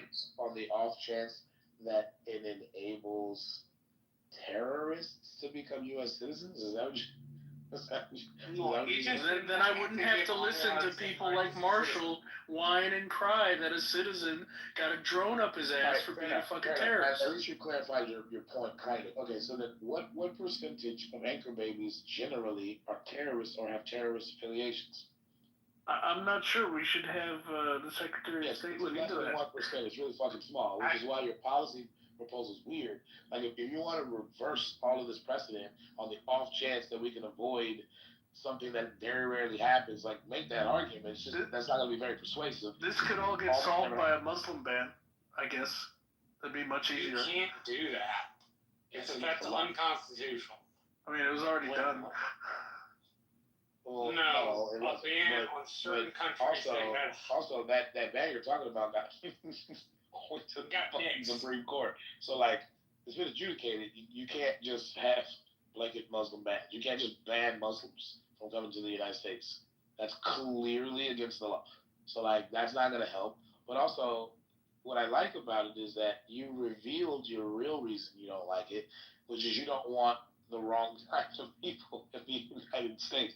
That's really what your MO is. Yeah, there's no reason Ilhan Omar should be over here. Why? Why can't running Minneapolis into the ground? I don't even agree with her, but like, there's no reason why Muslims can't like be citizens, dude. There's like hella Muslims. There's plenty of Muslims that are great citizens, but she ain't one of them.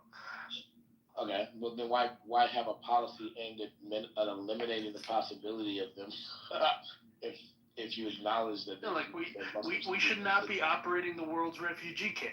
Like, that's not what our country is. It's not a refugee camp. Operating the world's refugee camp. But it is a part of our laws to accept refugees and accept asylees.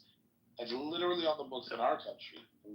We should change that. It passed both houses of Congress and was signed by a president. So, like, why can't we uphold our own laws?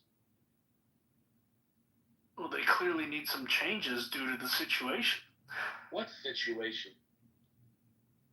The situation that we can see unfolding in Canada and Europe, especially England.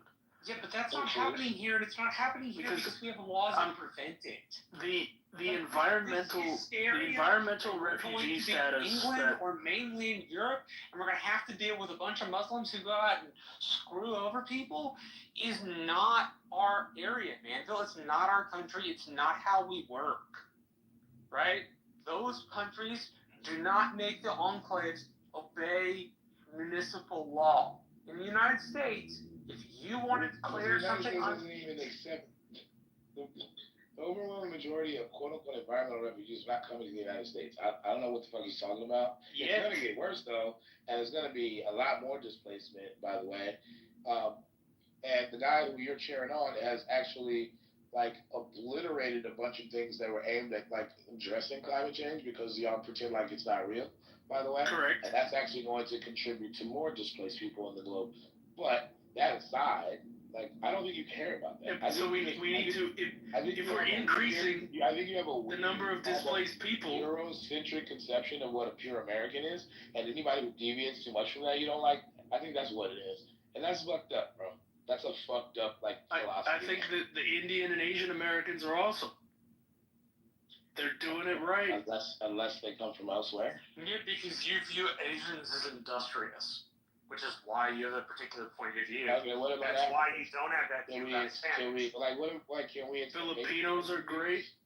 Can we accept Haitian refugees? Are you fucking kidding me? Yeah, I'm not kidding you. I want to hear you say the stupid shit. Absolutely not. Why not? Why not? Because we're going to import Haitian problems.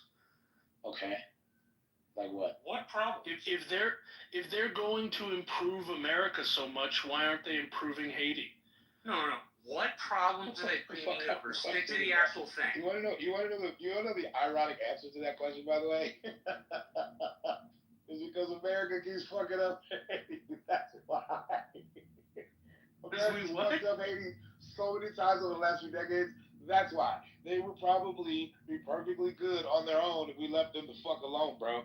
But well, I'm all for leaving Haiti the fuck alone and stopping assassinating their presidents. In their fucking sovereign country. Well, that was the Clinton Foundation, okay? That wasn't Clinton. But what the fuck? We've been interfering way before Clinton. Well, maybe they shouldn't. Maybe they shouldn't have revolted against the French. Maybe they should have stayed under French rule, like Algeria. Maybe they should have stayed slaves under French rule. And It's just I don't know. America contributes to like the destabilization economically of a bunch of sovereign nations, and then giving American citizens thumb their nose at the people when they come here, where all the fucking opportunities are that we fucking salvage from their country a lot of times for ourselves.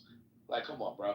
Like, I get it. You don't give a fuck about anybody outside of the country, but like, if you know that we fucked over other countries, then that's kind of a hard position to defend, bro.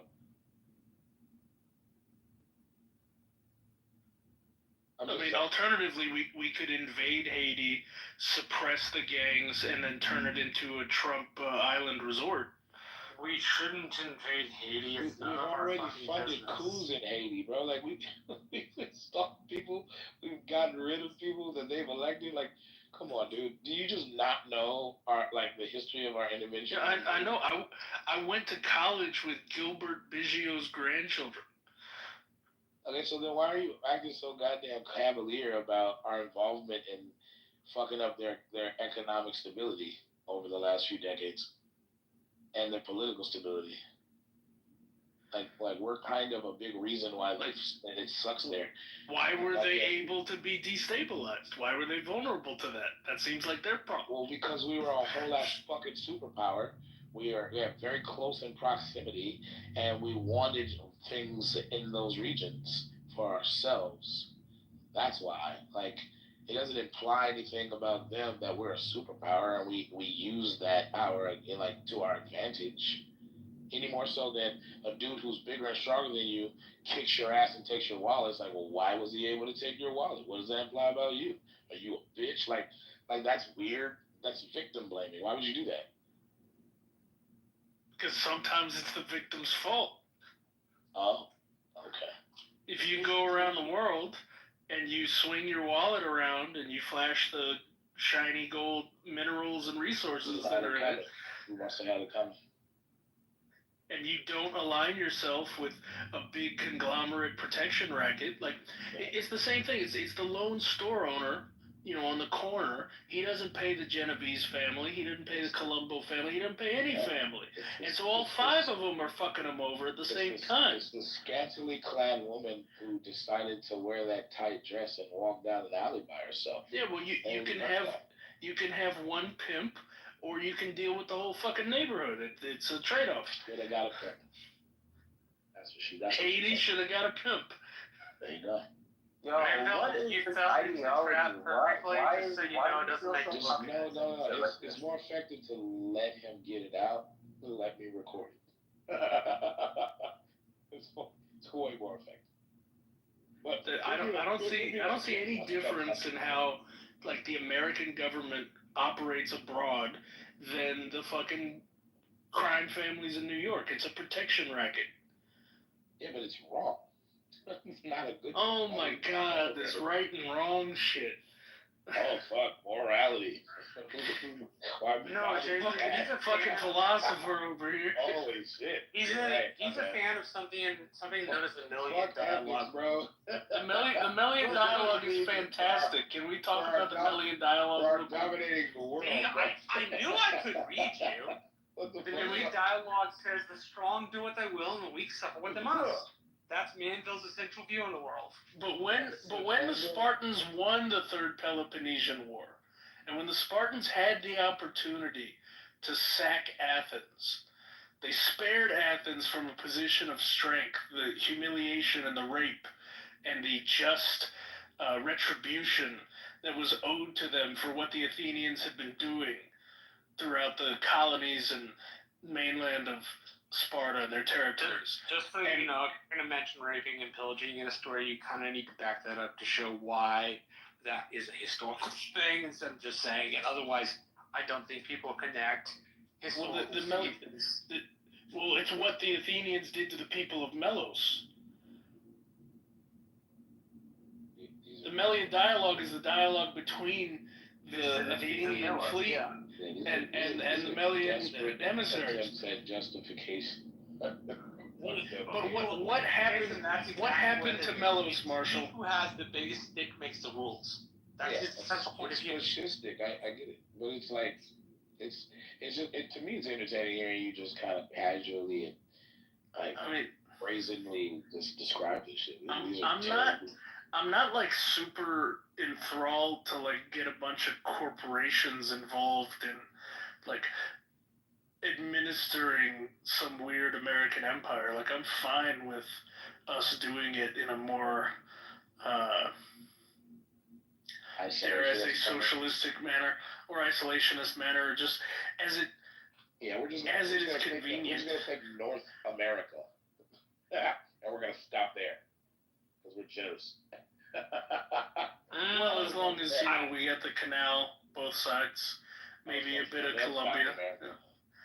I mean, Venezuela needs to get stepped on as an example. So we're gonna take North and Central America, maybe a little bit of South America, but then we're generous enough to leave the rest. Yeah, well, the Brazilians speak Portuguese, and it's an ugly language, so they gotta go too. But we'll leave the Argentinos alone. I don't think Portuguese is an ugly language, actually. I don't understand it, but it's always sounded like a fun language to me. I can't stand the sound of it. And for that reason, we should take Brazil before we take Argentina. Well, why not? There you go. We need to design you a Team America World Police thing, Manville. Because that's what you're doing right now. America, fuck yeah, greatest country in the motherfucking world. Yeah, the might makes right philosophy is bullshit, bro. Like, there's nothing about being American that makes you special. Like, you just happen to be born in a country that has amassed a lot of wealth, usually through bloodshed.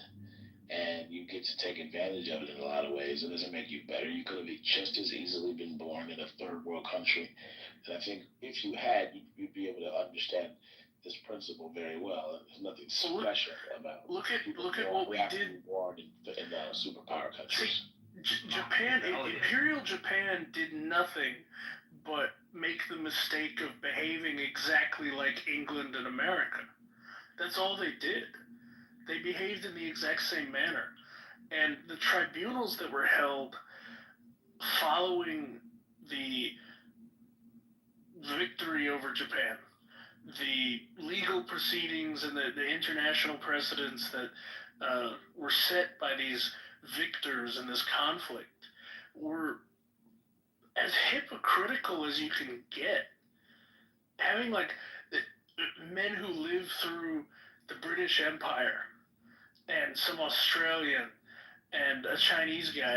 Ironically, the Chinese guy that represented them at the tribunal was executed later by Mao. But it was actually very difficult. India participated. India and China had a real hard time wrapping their heads around and contorting themselves into coming up with a way to nail Japan for their horrible aggressive war and how evil aggressive war was after their home colonies or their host countries and their behavior as colonies had been set with kind of the same goals. I mean, and utilize the same methods. Let's be real. They didn't get the same judgment as the Germans because we dropped 2 nukes on them, right? But we executed. All right, there's your punishment. We executed Tojo and we executed a lot of the other generals and some of the high command. But guys like the Unit 731 guy. Oh, that's interesting. The unit Tojo got hanged. Dude, I didn't know that. I know a lot about World War II, but I didn't know that.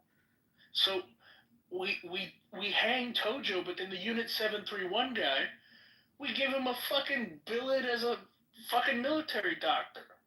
We give Werner von Braun and all his crazy Nazi asshole friends secret lives and cover identities and jobs. I always had a problem with what we did for von Braun. I mean, that was... Hold up, wait. I want to point out a couple ironies. So, Tojo was convicted of international, of war crimes, international military training. Yes, these made-up things that you seem to love. Well, no, but that was the justification for us taking the action we took. So if you're saying that was legit, then you're now ascending. I'm saying that it was wrong to kill Tojo. Tojo did nothing wrong. Okay. Wait, why do you care? The war crimes committed by the Japanese weren't wrong? Yeah, why do you care about it? The Bataan Death March was not particularly... It was literally the mastermind behind the attack on Pearl Harbor, though, so how did he do nothing wrong? And the Canadians daisy-chained prisoners to fucking frag grenades when they moved through fucking Normandy. But we're not the Canadians, so why does it matter? The dude was the mastermind behind the attack on Pearl Harbor. How does that constitute doing nothing? The judgment of Tojo and Imperial Japan by the British Empire and by America as condemning them is simply arbitrarily due to the fact that they lost. Okay.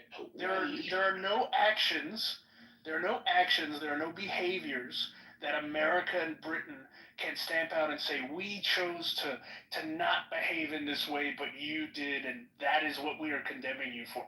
Every single line item of the charges against Tojo and his command were committed by all of the powers that passed judgment on them.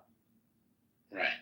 But you don't get it. All you're doing is pointing out the American hypocrisy, one, but it's the same hypocrisy that you just extolled not 10 minutes ago. So I don't know why you're. If you win the war, you get to sit on the good side of the tribunal. If you lose the war, you get to get marched out to the gallows or the wall and get shot.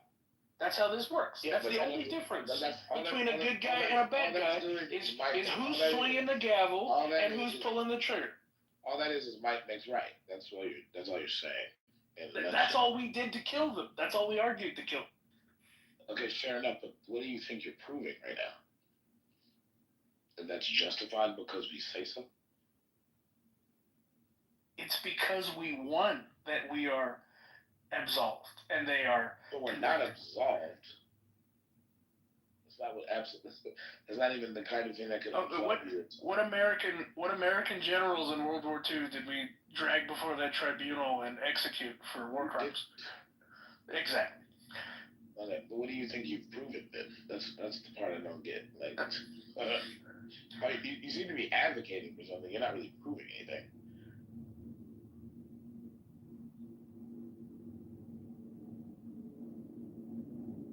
I believe in order to righteously pass judgment and draw a line in the sand, right?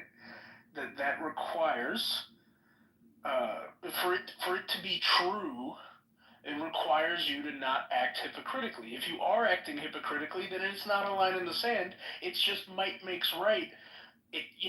Put a nice way, and as some wordy fucking political scientist wrote it up in a fucking textbook and sent out a bunch of people into in the international affairs space with this high and mighty, holier than thou. International laws have decreed that we are so amazing because we treat people this way and we don't treat people that way. All you're arguing is that America's hypocrisy throughout history is somehow indicative of the idea that there is no objective right and wrong in terms of like countries doing fuck shit to other countries. So it seems like if we're complacent, we're gonna have fuck shit done to us. Right, but is that what you're arguing though? There's no objective. If we don't do it, Jason, somebody will. Yeah, but where do you stand on the objectivity of morality as it applies to these actions? Because you're not making that clear. It sounds. I'm not really sure, and I don't really care as much. So it makes it seem like you think that there's no such thing as an immoral action when done from one nation to another. Well, I mean, like the experiments that were conducted by the Nazis on Jewish prisoners, Russian prisoners, gypsies, etc., were horrible human atrocities. The experiments conducted in Unit 731 were probably arguably worse than what the Nazis did during the Holocaust. But the research that was gleaned and was utilized from those things are responsible for saving millions upon millions of lives and created many good outcomes out of those terrible behaviors. Justification for the atrocities.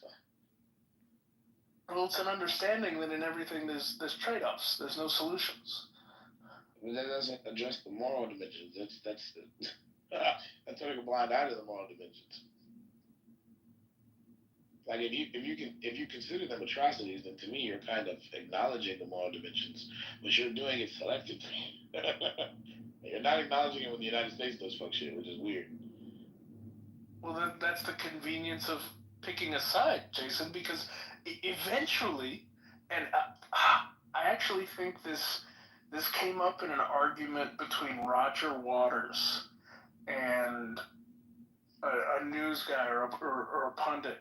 And I think it was somewhat about Palestine. It was somewhat about Britain and America and their behavior. And at a certain point, Jason, it does come down to, you've got a fucking team in the Super Bowl, and you better hope you win. Like, regardless of the moral grandstanding going on, you do end up picking a side. Morality's not partisan that way. Morality doesn't pick favorites and winners, and morality doesn't have a home country. It's objective. That's the beauty of it. So you believe in objective morality? I believe you believe in objective morality. You're just not committing fully to it, which is weird because, you keep talking like you do, but then you keep talking like you don't, and I can't tell. Maybe I'm morally queer or moral fluid. I just want to ask, what's the reasoning for allowing?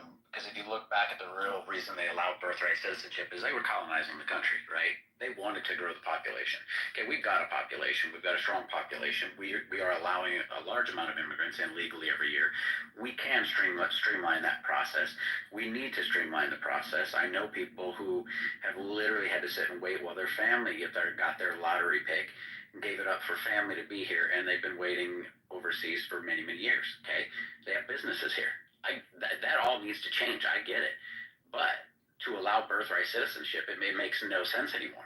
I mean, it's real simple to sit here and allow people to circumvent. Let me finish. It's real simple to allow people to use a law that was wrote, in the 1800s for a reason to still do something today. Times have changed. There's a lot more at risk today, too. And we don't allow ambassadors' children, and we never have, their children to become citizens. So, there's already exclusions in it, right? So we can sit here and say, this is what it says. That doesn't mean it can't change. It doesn't mean it shouldn't change. What we need to do is just go about it the right way. I mean, everybody wants to find every reason to sit here and fight and argue. And we're looking at it with a certain perception. And Marshall, let me finish. Okay, we all have a perception, but we need to do is we all need to look at things from very What's the reason perspectives. for changing it? It's not a What's that? perception. No, hold on, Marshall, stop. What? No reason, no valid or reasonable reason has been given to I just change. gave you it. There's no reason. The reason it was done originally. You didn't give me a Tell reason. You me said why it that's was originally put in. It was originally put in, or it was designed with the slaves in mind, because it was It an was designed for overturning of colonizing, is what they said. No, that's not what they said. So it was literally overturning. No, that is the what it Dred is. It's Scott about they decision. wanted to It grow the was population literally here. overturning the Dred Scott decision. No. That's what it was. Yes. That's so you're wrong, because if you read No, what they I'm not wrote wrong. and what they talked No, about, I'm not wrong. you are wrong. They literally You are wrong. overturned that. No, I'm not. It wasn't about slavery. You're wrong. They You're actually wrong. overturned Because it was the Dred Scott 1800s and slavery was So then what what about overturned tell me again. Okay, so then what overturned the Dred Scott decision? What was that? What overturned the Dred Scott decision? I couldn't understand you. What'd you say? What overturned the Dred What Scott overturned decision? Dred Scott? I can't tell you that. Yeah, I just I told don't you. care. You're wrong. So do you know? What? I just Do told you know the You're principal wrong. pieces of? You don't know what the Do you know fuck the you're principal talking about. pieces You of Dred talking about. Scott? Tell me where the fuck I'm wrong. Tell me where I 2025 literally is the just same said, reason of that time. Dumbass, it was overturning the Dred Listen, Scott dumbass. decision. You're being a dumbass. You can go ahead and kick me out of the stage, but you're being a dumbass. You got a perception and you're refusing to look at the I perspectives. know you are, but what am I? That's how you sound to me right now. No, you're being ridiculous. I'm just correcting you. No, you're not. You're being an I asshole. literally just told you why you're wrong. Tell me why you want to I literally just told you why you're wrong. Tell me why. I literally just told you why you're wrong. How many times do I have to say the same shit, bro? No, I got it, cuz don't even interfere, bro. I got it. I know what I'm doing. Like, you're just wrong, first of all. Secondly, you skated by the question. I asked you what would be the reason. Let me just What would be read it to the you. Marshall, stop. What would be the reason for not allowing birthright citizenship? You didn't give one. And then you proceeded to give a dumb fucking misinformation about the origin of it in the first place. I did give a reason, and you just didn't want to listen because you were in your little so what's realm. the reason? Okay, there's a lot of different issues in the world today than there were in the 1800s. Okay, So what? right now we have people who could literally send somebody here. So what? I'll let you go, and I'll stop. So what? Okay. So what? Just because the world's different is not a good reason, dumbass. Try again. Let's try this, dumbass. Okay, here you go, dumbass. Okay, we have people who literally want to come here and do bad things in this country, right or wrong. Okay, sure. No, right or wrong. Yes or no. Yes. We have a very small percentage of people who do. Yes. Okay, and can a very small can 6 people kill 3,000 people in a matter of minutes? In America, yes or no? Not likely. Not likely. It happened on September 11th. Wait, there were no bad people in the 1800s, right? When this was written, We're nobody not talking about that. bad thing. Wait, hold on. It happened It happened on September 11th. Yeah, and then when did they try it before that? So how likely is it that it'll happen again? Oh, I guarantee it's going to happen again at some point. How likely is it that it's going to happen? 100% it'll happen again. Even our own. Okay. Yeah. Open and shut. They literally raised the threat level Dumbass under Biden, not under station. Trump, not under Trump. No, you got But it. the terror threat level was raised to its highest level Airtight. by a Biden administration, not under Trump, saying we're a threat from terrorists. You're right. Am I right How or many wrong? times have terrorists flown planes into buildings in American history? Oh wait. Only got to do it once. You only got to be successful once. So then, how likely is it that happen again? So now, what happens? They flew it in just once. But how many times have you had to take your shoes off ever since then? How many times do you have? A bunch of times. Oh, see? So they changed the laws because of one event that happened. It's not a law, it's a constitutional amendment, and the difference in changing them is extreme. They changed security policies to make it No, more secure. federal so law that, and constitutional the amendments are thing not that the you same think thing. that happens every other week. My point is the doesn't policy happen changed, anymore, Corey. You just debunked yourself. No, I didn't. Yes, I literally you did. know there's a reason that we have to be more careful, and you just are being way too ignorant to what admit it. is the September 11th event that took place that makes it so birthright citizenship needs to be rescinded? Oh wait. Did I not already explain this? And I just don't understand where you're headed. No, you didn't give Yes, me. I did. There are threats that are here. You know what? It's real simple. Real simple for somebody to have a child here. Use that child to try to get get in here Corey, and but say, hey, you guess can't what? No, it amend doesn't. the Fuck. law. Here's what you guys think that it's just a mass freaking. This is fucking hilarious.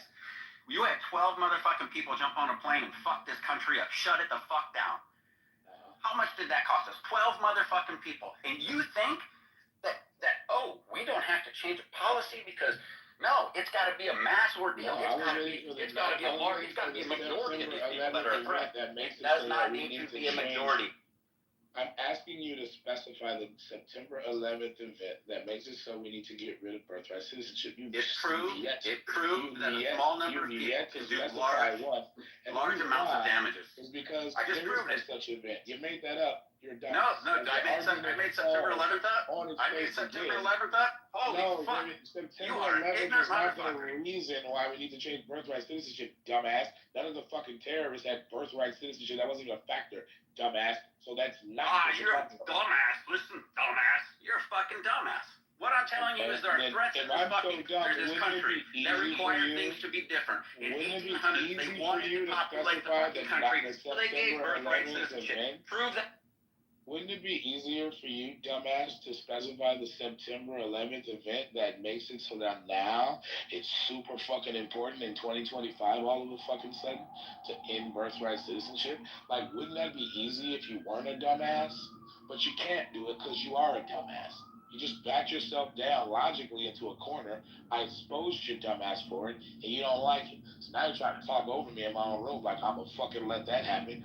I'm just like exposing your stupid fucking logic, bro. You haven't provided a single fucking reason why it makes sense to end birthright citizenship. You evoked 9/11 for no real reason because birthright citizenship is not even implicated by that event. So I don't know why the fuck you brought it up, other than I guess to make a general point of like, hey, sometimes fuck shit happens and we need to change the laws. I'm like, okay, so name the fuck shit that happened. That means we need to change birthright citizenship. Oh, did you ever say 9/11? The fuck? You're arguing in circles, bro. And it also greatly bothers me about this. People are thinking law and constitutional amendments are on the same level. They're not. He just doesn't know what the fuck he's talking about, bro. Like, he doesn't know shit about the 14th Amendment, the 13th, 14th, and 15th Amendment are not the kinds of things that you want to change willy-nilly because, they have a whole role in fucking civil rights and giving, black people rights and shit, bro. Like, you don't want to just change that because it's 2025, dumbass. You don't want to just change that because 9/11 or some shit. Like, what? Like, just make sense, bro. I was just asking you to make a fucking point. Hey, Jason. You're too dumb to do that. Jason, so you've got to can I help on something? Yeah, of course. I'd rather you just not, bro. Like, this is a stupid ass fucking argument. But go ahead. Jason, I put something in the chat, and you guys can interpret it however you want. There's all kinds of scholars that have ripped this apart different ways, including it comes up at the Constitution Center often. So just like any law, you always look at the legislative intent. You look at when it was introduced and who wrote it and what was behind it. So that clause of the 14th Amendment was written by a senator, Senator Howard from Michigan. And his initial, they quote his initial speech where he carved out aliens, born of aliens. He also carved out, allegedly in that speech, that's where the ambassador issue comes up. But there's been arguments on both sides, and clearly that's what's going to be argued when it goes to the Supreme Court. But that's one good way of dissecting when you look at a law or an amendment. Although, yes, Marshall's right, it's not legislation. There was still a legislative intent behind it.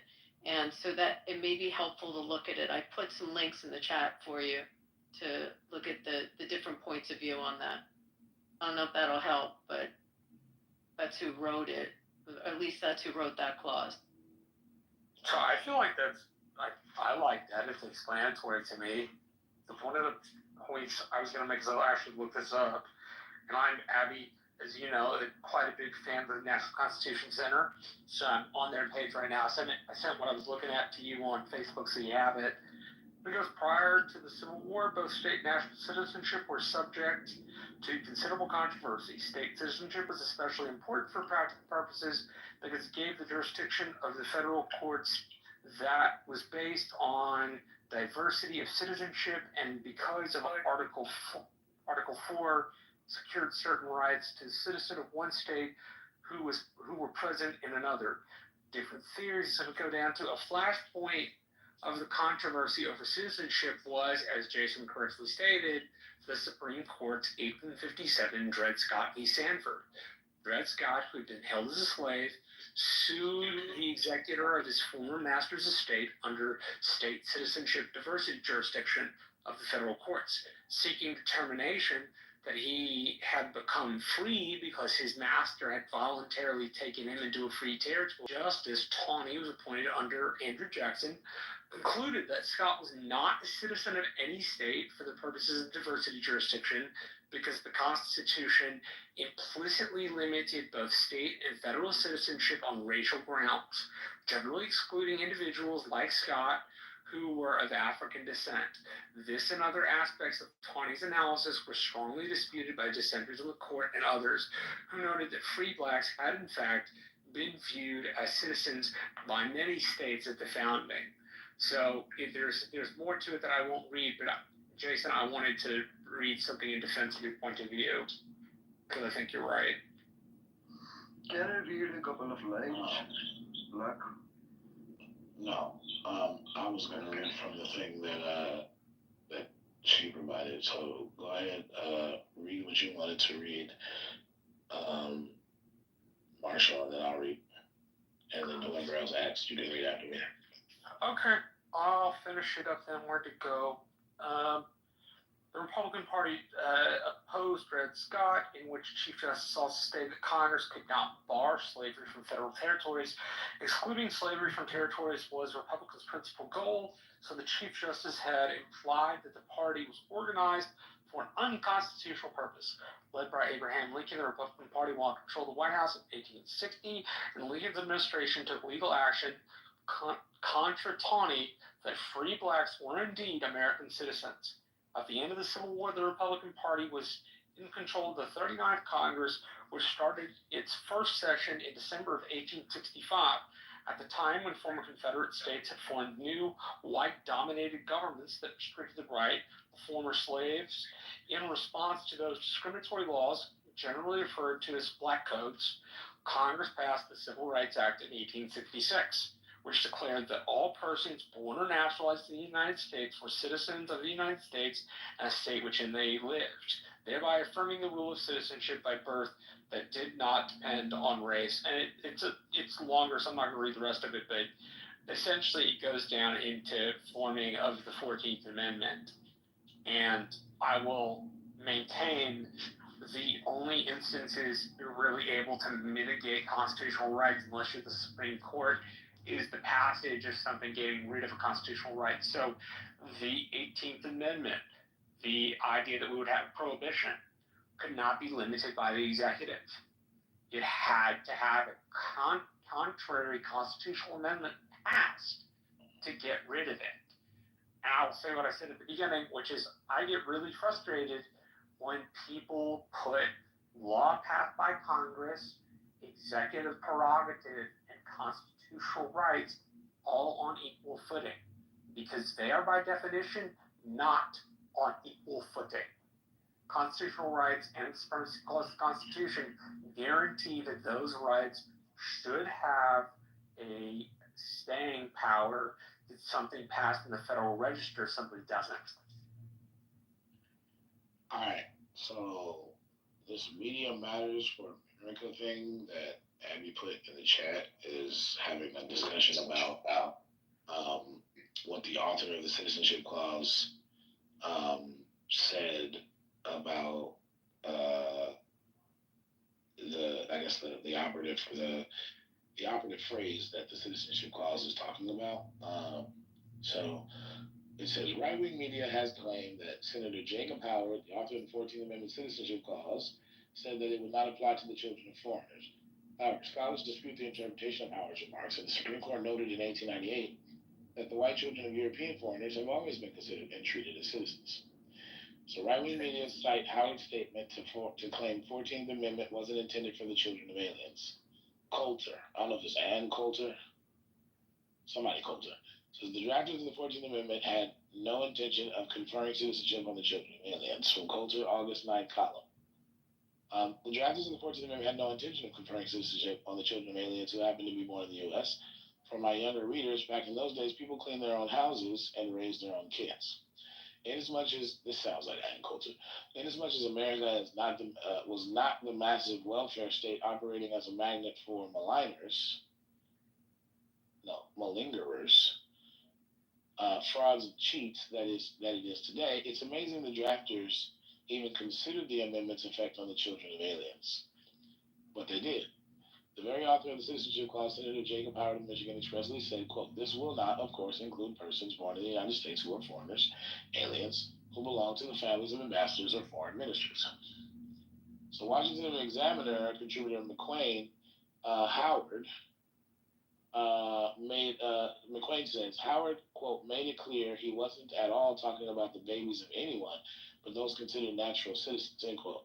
Bruce McQuain wrote in an August 9th Washington Examiner post. He says, but anchor babies, as they have become to be known, have nothing to do with tradition or the intent of the amendment. In fact, the man who wrote it at the time made it very clear he wasn't at all talking about babies of anyone, but those considered natural citizens. Senator Jacob Howard of Michigan, the Citizenship Clause author, was very clear about that point.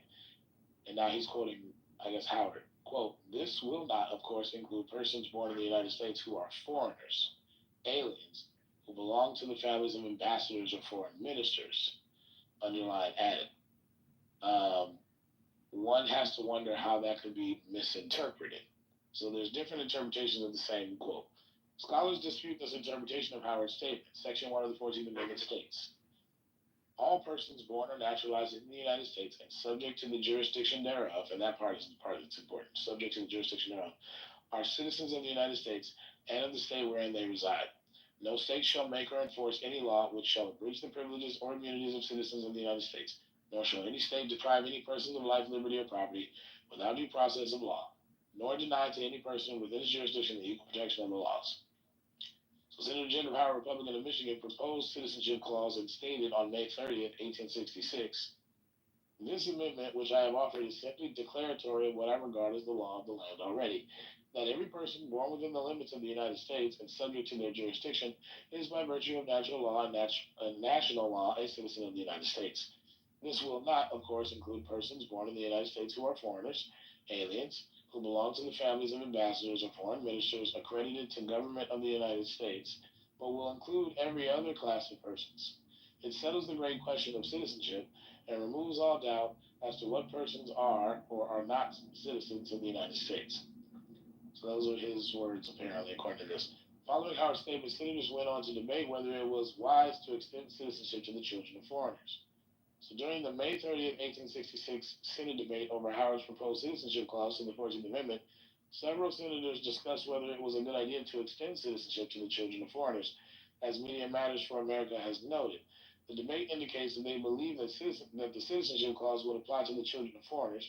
For instance, Senator Edgar Cohen of Pennsylvania, who voted against the 14th Amendment, aired his concerns that Chinese immigrants would overrun California, and Senator John Conness of California stated, quote, the proposition before us, I will say, Mr. President, relates simply in that respect to the children begotten of Chinese parents in California, and it is proposed to declare that they shall be citizens.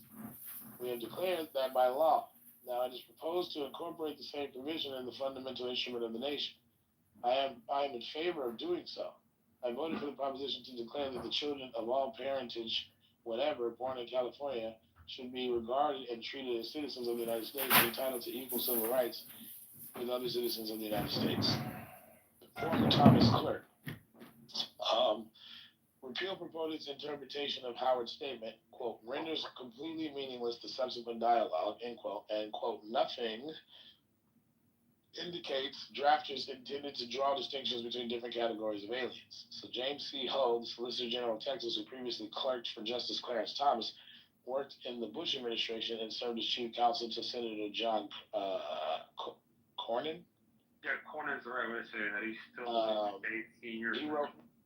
Yeah, he wrote in 2006 that, quote, no senator disputed the meaning of the amendment with respect to alien children, end quote.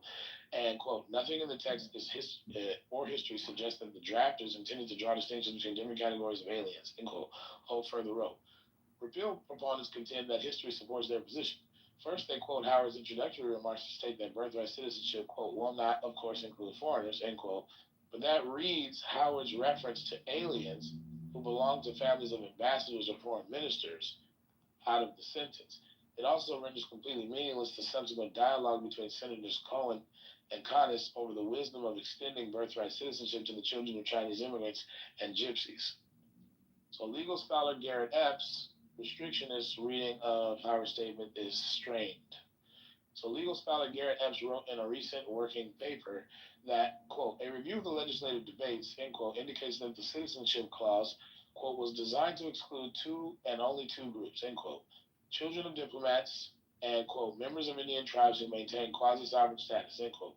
Epps further wrote, quote, originalism is often advanced as a methodology that holds promise for clarifying unclear portions of constitutional text or for filling lacune in the document. I don't know what that means. That is not the use to which it is being put in the context of the citizenship clause. Here, the originalist claim is in essence that seemingly clear words mean something other than what they say. That the language was adopted with mental reservation or qualification that should prevent our giving them their plain meaning. Referring to Howard's statement, Epps wrote in a footnote, Professor Mayton reads this language as excluding the children of two classes of aliens from birthright citizenship. First, all consular personnel, and second, aliens. That is, we should construe Howard as meaning that the citizenship clause will exclude the two classes, consisting in essence of one, the children of all foreigners, and two, the children of some foreigners. Professor Mayton considers that this thesis confirmed because at the time no objection was made. The most logical inference is to this reader is that no one objected because no one understood it in the strained way that the Professor Mayton does. In descending so to the level of grammatical parsing, I feel that we are endangered. I get Gildas and Creed. Creed is another one that's up there for words. Like, Creed's voice just makes my.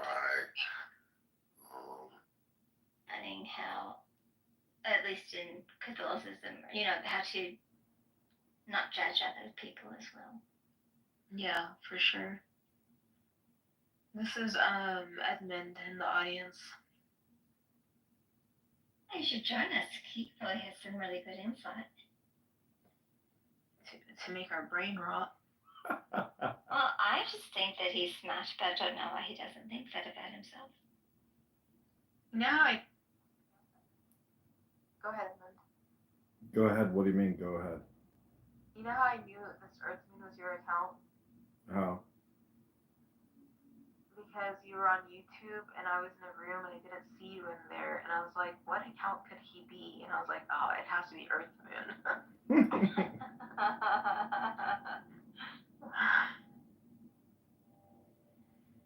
Yeah. I've gotten to 121 so far. What, you're reading a book all day long? Huh? Did you say you got to page 221? No, I got to 121 comparisons on ChatGPT. Oh, what is that, like some kind of like award system? Like, congratulations?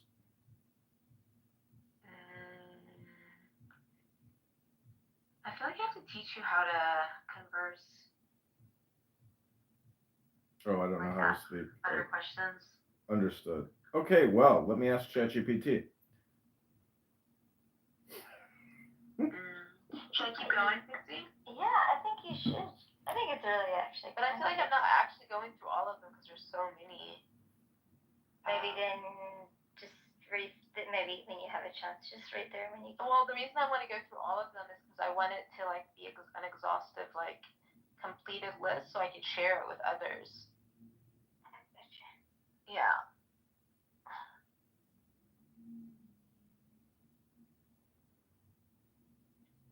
Okay. Oh. So far, of all the hadith and Bible passage comparisons you shared, which ones are the most similar and why?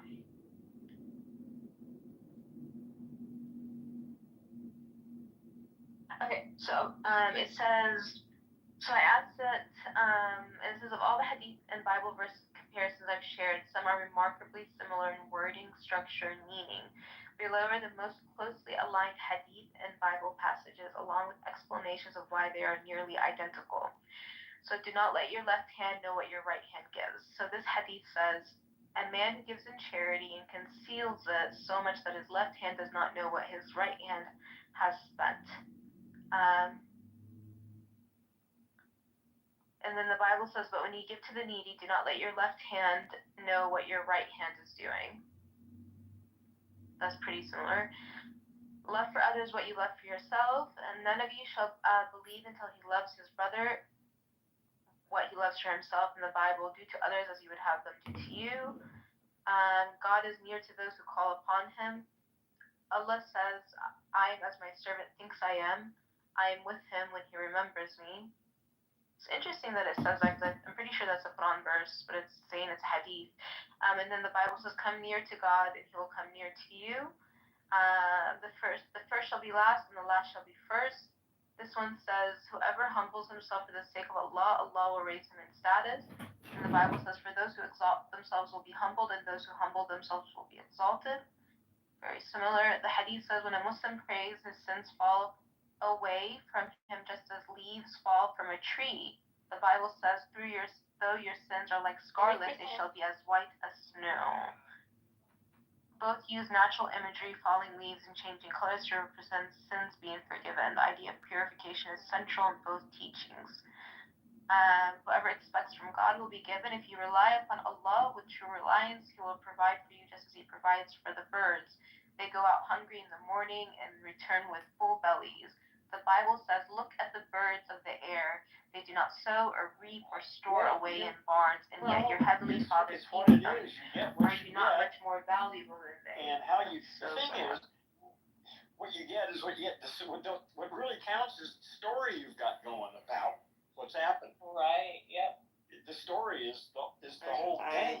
I certainly. Most people are literally entranced by the voice in their head. They got a story going in there, and they believe it because they think that's who they are. Yeah.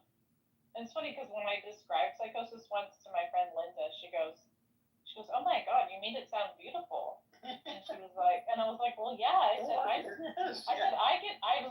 to choose the narrative of my life.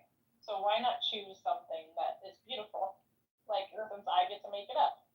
So, well, also, and that's it. We have stories. That's all we have. And so you can be a pessimist or you can be an optimist, and they're both absolutely justified. Well, it's pessimist. It's justifiable, but it's just a hell of a lot more fun to be an optimist. Yeah. And I see Adrian down there. I should say. No, when he was fairly recently saying that languages, what I'm gonna mess it up. What do you always say, Aaron, about it being a trance, like languages of trance or something like that? Oh, well, I'm saying we live in a linguistically induced hypnotic trance. We are under the spell of the voice in our head, just like a stage hypnotist does to people. Well, our language machine does it to us for free. Yeah, and so when he was saying that, I was like, hey, that sounds like Aaron Stone. And he was like, yeah, I've talked to him. Yeah. I think this is an idea whose time has finally come. I think this is, it's been there for a long time, but for some reason nobody seemed to get it or whatever. But all of a sudden, just in the last year or two, it seems, I'm running into people who I don't know, it's easier to talk about this stuff than it was a couple of years ago. People sort of understand what I'm talking about now, and they didn't a couple of years ago. It's changing. What do you think accounts for that? I think Earth is waking up. I think what's happening on the planet is not of our doing. We are embedded, like I say, we are like cells in Earth's body. Earth is going through a metamorphosis, and I think it's going to come to a head within the next 10 or 20 years, maybe next 5 years. I mean, the way things are going, shit, who knows? Yeah, I'm expecting the total transformation of humanity to happened to come across it one day. It was like scrolling. And I saw that, I was like, you know what, that has to be added to our sound effects. This shit is so fucking peak. It's great as hell. I don't know, is it just me or is the space underperforming right now because of the link is